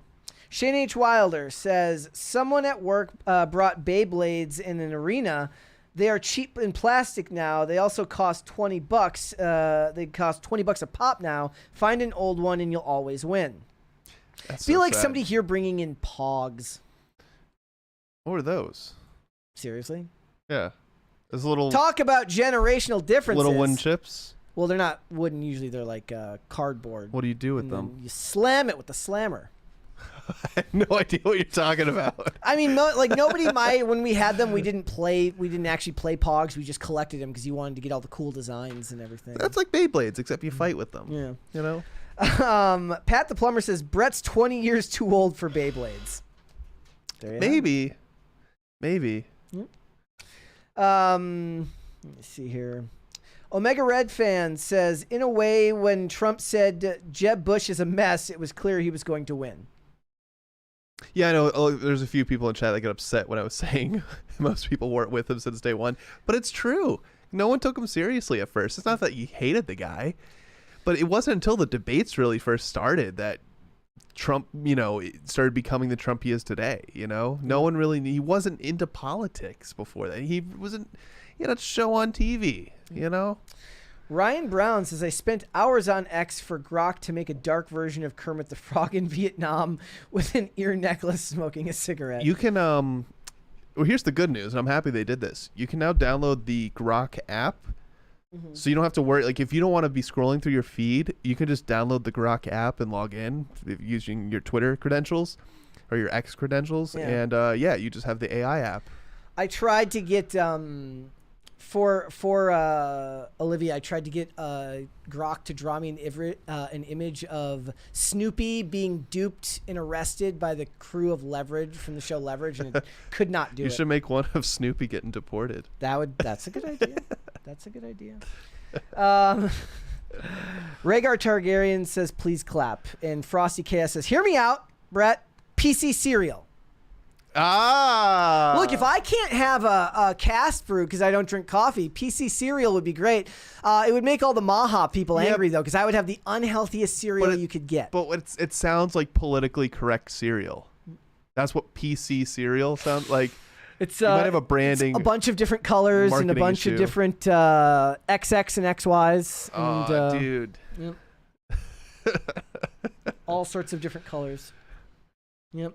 Professor Freakoff says, I majored in Freakonomics. How long did that degree take for you to get? And is it a 2-year degree? Is it a 4-year degree? If you don't struggle, it's pretty quick. Okay. Okay. I did send you the Save Me Donald Trump video in Slack. I know we got time left. If you want to pull that up. I don't have Facebook. You don't have to log. You shouldn't have to log in. I don't have to log in. Hold on. Okay. Here we go.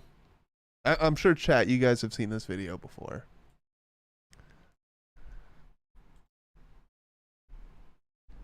Pop culture conflicts. Please save me. Please save me, Donald Trump. Please. I'm asking you. Please save me. Please save me. Please get these people away from me. In dear God's name, please stop these people.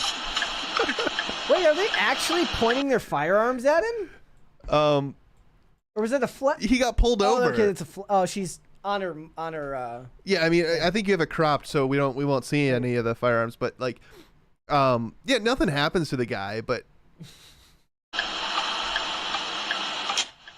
all right, that was one of the more embarrassing things. Yeah, he wouldn't get out of the car. He gets pulled over, and so he decides to. I guess he was on Facebook Live. Or Instagram I hate that. But so the whole weekend, especially when TikTok was banned for those dreadful 14 hours, I'm like, please, Donald Trump, save us, Donald Trump, for the TikTok ban. Like, why would you actually post that? Like, I know that it's more common for women to post their L's, but why would you post that? I think he was live. I don't know if maybe he thought it would cut through the noise and get to Donald Trump, and there'd be a real-time pardon or something. It comes through as like a push notification on his phone. You have been pardoned. Trump's in the comments, just like, I got you. Okay, High Voltage 75 says, who's getting the Super Bowl this year, Kellen? And do you think the refs are giving too much favorable treatment to Mahomes? Yes, this year I do. There's some dude. Okay, this is a much more loaded question than he probably realized it was. Who do I want in the Super Bowl? I think everybody in America wants to see the Commanders take on the. Why am I blanking right now? The Commanders taking on the Bills. Bills, yeah. Yep, I think that's what the America's matchup. We watched the Bills game yesterday. I think it's probably going to be. Chiefs Eagles. Now, in regards to Mahomes, listen, you could argue he's getting special treatment, but quarterbacks in general are getting special treatment, and it's making the game unplayable. Like, it's to the point, like Mahomes did this thing during the game on Sunday, which is really sneaky and really, he should be flagged for it. Where, right, when you give yourself up as a player, you're not supposed to tackle them, right? If you're running out of bounds, you're not supposed to push them or force them out of bounds because they're giving themselves up. When you're sliding, they're giving themselves up. It's assumed and agreed upon that that player is tackled. You don't actually have to tackle them. Yeah. Well, what Mahomes does when he's running towards the sideline, he slows down right before he goes out, so the guy runs into him. It makes the contact. You get the flag. Flop like LeBron. Basically a flop. Yeah. Yep. And he didn't get it. I think they're wising up, but there are like the rules need to be adjusted. Like there's just way too much. They call the MVP award the quarterback award because the whole league is now pass the ball 50 times a game, protect the quarterback at all costs. That missed 2-point conversion was brutal. Yeah, yesterday. dude. I don't know. I watched the game too. It was good. The Chiefs game was a little boring though. But it's really funny. I think it'll be Chiefs Eagles. So Olivia's family, because I'm from Minnesota and she's from Michigan, Olivia's family gave me a bunch of like Detroit Lions stuff for Christmas this year. It's like, but both teams lost, so dude, must know heartbreak. I was out with I was out watching the game Saturday night, the Lions game at the casino. Because at the sportsbook area, they have massive TVs, humongous. It's a good time to watch it there.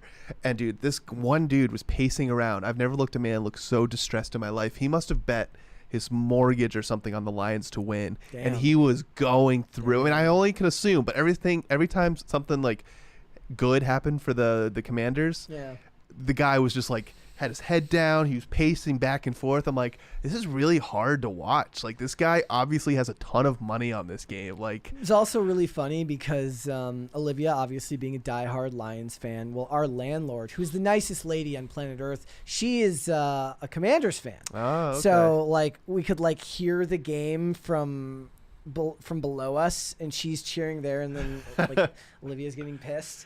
It's tragic because both fan bases, they've been bad for decades. Like, they've been like, the Commanders haven't they haven't been good since before I was alive. Like, that's an insane thing to say, but it's true. So both fan bases are definitely overdue for success, and it sucks that they had to play each other. The Bills were once used as a joke for Chris Rock as an example of not he literally says, boy, you ain't getting no pussy till the Bills win the Super Bowl. You know, literally 4 years in a row they made it and lost. That was back in the 90s when he made that joke in 96. Well, what's funny is Josh Allen, like, history repeats itself, right? So Josh Allen now, will be his third or fourth time in a row going to the AFC Championship. And he's winning because he's marrying Haley Steinfeld. Yeah. But they're saying he's the new Jim Kelly, right? Because he just he's very good. The team finds a lot of success, but they just can't get that final push. So we'll see. Thanks for the football question. We don't get to talk about football enough here. All right, Pat the Plumber says, when I opened TikTok yesterday and saw the message saying Trump saved TikTok, I had a good laugh.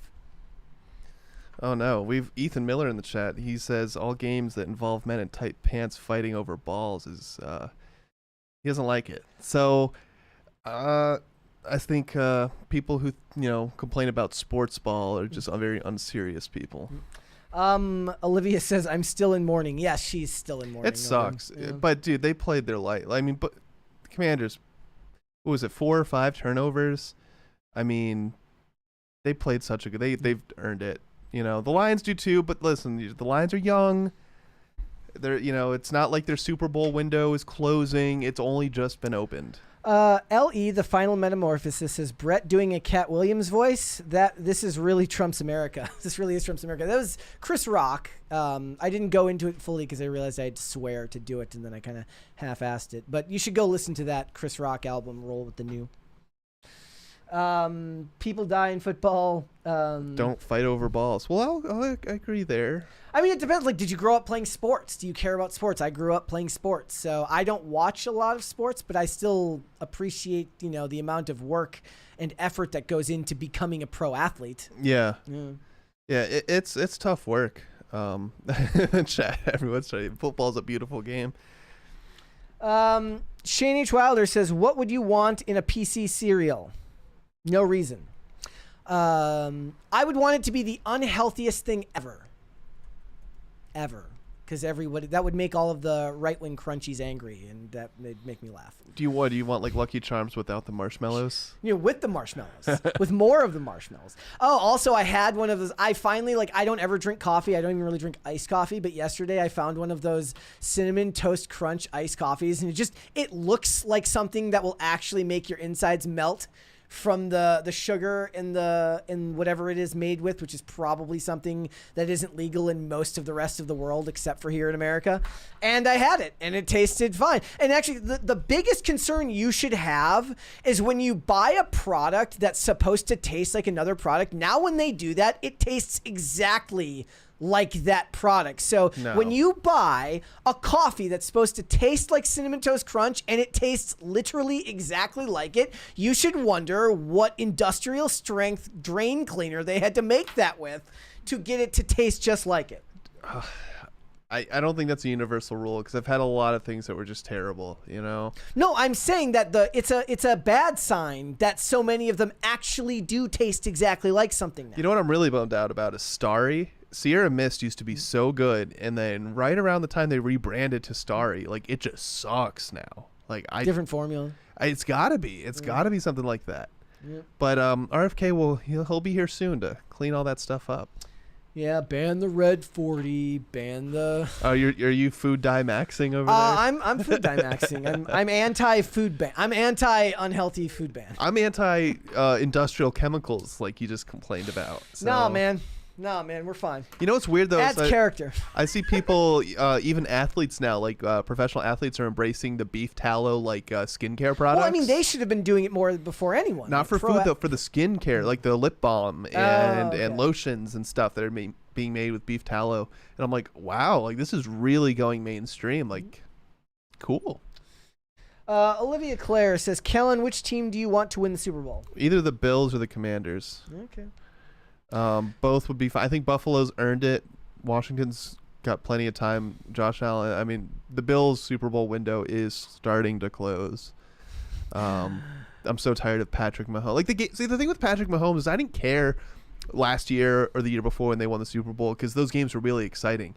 They've become a snooze fest. As our friend Charlie that works here said, they're the most boring. I forget how many wins. I think they had 14 or 15 wins. They're the most boring 15-win team in history, and I couldn't agree more. They're not exciting anymore. Okay. It's really boring to watch. Right. And the Eagles, I just dislike the Eagles. They're just annoying. Dr. Larsena says PCC cereal should be all marshmallows. Yes, it should. Just pure sugar. Red Snow says, praise be to Space King and be positive. Blood sign. Do you know your blood type? Yeah. Do you? I don't know my blood type. What? Why not? Why would I?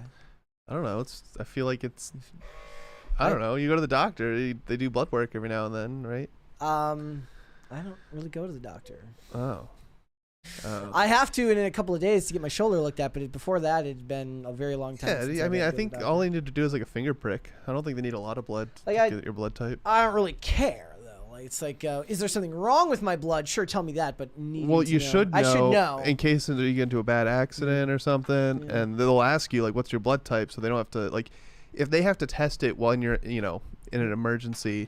F in the chat says, I asked my doctor and they acted like it was too much trouble to find out. That's hilarious. It's like when you go to a store right before they close and they're like, fine. That's really funny. So oh yes, Wyatt Kaldenberg says type O negative. Yes, summer breeze. O negative is universal donor. Yep. You see, you could be AB negative, and you're the universal receiver. Your blood can only go to other AB negative people, but you can take all the blood. It's literally like a joke in an episode of House where Wilson says you're AB negative, I believe. He goes, universal recipient. You take from everybody. Yeah, and it's true. And then he's like, in your type, and he goes, universal donor. And they have a whole back and forth about it, and it's very, very funny. There's also the RH blood group, which I think is very rare. I don't know. I'm not an expert on I would go look it up on TikTok, but I heard it got banned. Yeah. Yeah. Ryan Brown says, at Victor Black 757 to see Vietnam Kermit the Frog. So that's what he wanted to see Vietnam Kermit the Frog. Was Kermit even made that long ago? Yes, I'm sure. Was Kermit older than the Vietnam War? So right now, I'm going to end the poll. I asked you, how do you pronounce Caribbean? Is it Caribbean or Caribbean? 71% of you say Caribbean. Oh, I thought the weird spelling one was going to be Caribbean got 28%. Caribbean. Yeah. Yeah. I think it's Caribbean, not Caribbean. Pirates of the Caribbean, Caribbean. Either or. This is like one of the, now like it's going to start sounding weird no matter what way I say it. Yeah. Have you ever had that happen where Yep. you just say Oh, the yeah. same word over and over again and it starts to sound weird? Happens a lot because we make thumbnails all day. Yeah. And you're like, or the spelling starts to look foreign. Yep. All right, guys, before we go, would you hit the like button on this video and subscribe to this channel if you are new here and have not subscribed here yet already. Mary will be back tomorrow, and it looks like we will back to our regularly scheduled program. It really did feel like a snow day here, even though there wasn't a whole ton of snow. It was just everyone's out at the inauguration, so it was a quiet day at the office. Kellen, let everybody know where they can find you. Yeah, it was a fun episode. You guys can follow me at KellenPDL on X. Yeah, I feel like we stayed on the rails for the most part. For the most part, I think so. It's not as bad as when I have to host. Like those shows are just very different. I mean, I'm always hypercritical of any show that I do that I'm in because I think I do awful all the time, and that's fine. Whatever, it's part of my job. Never We be should get a satisfied. VTuber to fill in when we don't have a third seat, There you third go. guest. That's a good idea. Maybe AI or something. All right, did you do your socials? KellenPDL, follow me there. One more super chat here from High Voltage says, Brett, is Kellen invited to the wedding? Yes. Nice. Yeah, there Sweet. you go. He just found out now. Oh wow, surprise! It's actually not true. I got his address ages ago. Yeah, but they said I don't get a +1. I actually get a -1. Yeah, so I have he to actually- find someone yeah. there and kick them out when I get there. What it is that Kellen can come, but he can only come for like the first hour, and then he has to leave and come back incrementally so that we don't have to be around him the whole time. No, I can come, but I just have to look out. I have to look through the window. I have to stay outside. I'm an outside guest. It says like asterisk out OG. Oh, he thinks I'm an OG. No, it means outside guest. You have to sit outside and look through the window. And I'm like, Brett, great job. It will be awesome. Guys, if you want to follow me, I am on Instagram and on Twix at Brett Dasovic on both of those platforms. We are here 5 days a week, Monday through Friday, 3 p.m. Eastern Standard Time, which is, of course, noon Pacific. We are on Amazon Music, Apple Podcasts, Pandora, and Spotify. If you would prefer to listen rather than watch this show, you can rate and review on Apple Podcasts and on Spotify. It helps the show for you to do that. And if you want to follow the show on social media, we are on Twix at popculture_show, Facebook, and not TikTok, because we were banned on TikTok and nobody knows what the hell's going on with TikTok anyway. That's at Pop Culture Crisis. And on Instagram, at Pop Culture Crisis Pod. Guys, we will be back with another episode tomorrow. We'll see y'all then. See ya. Bye, everyone.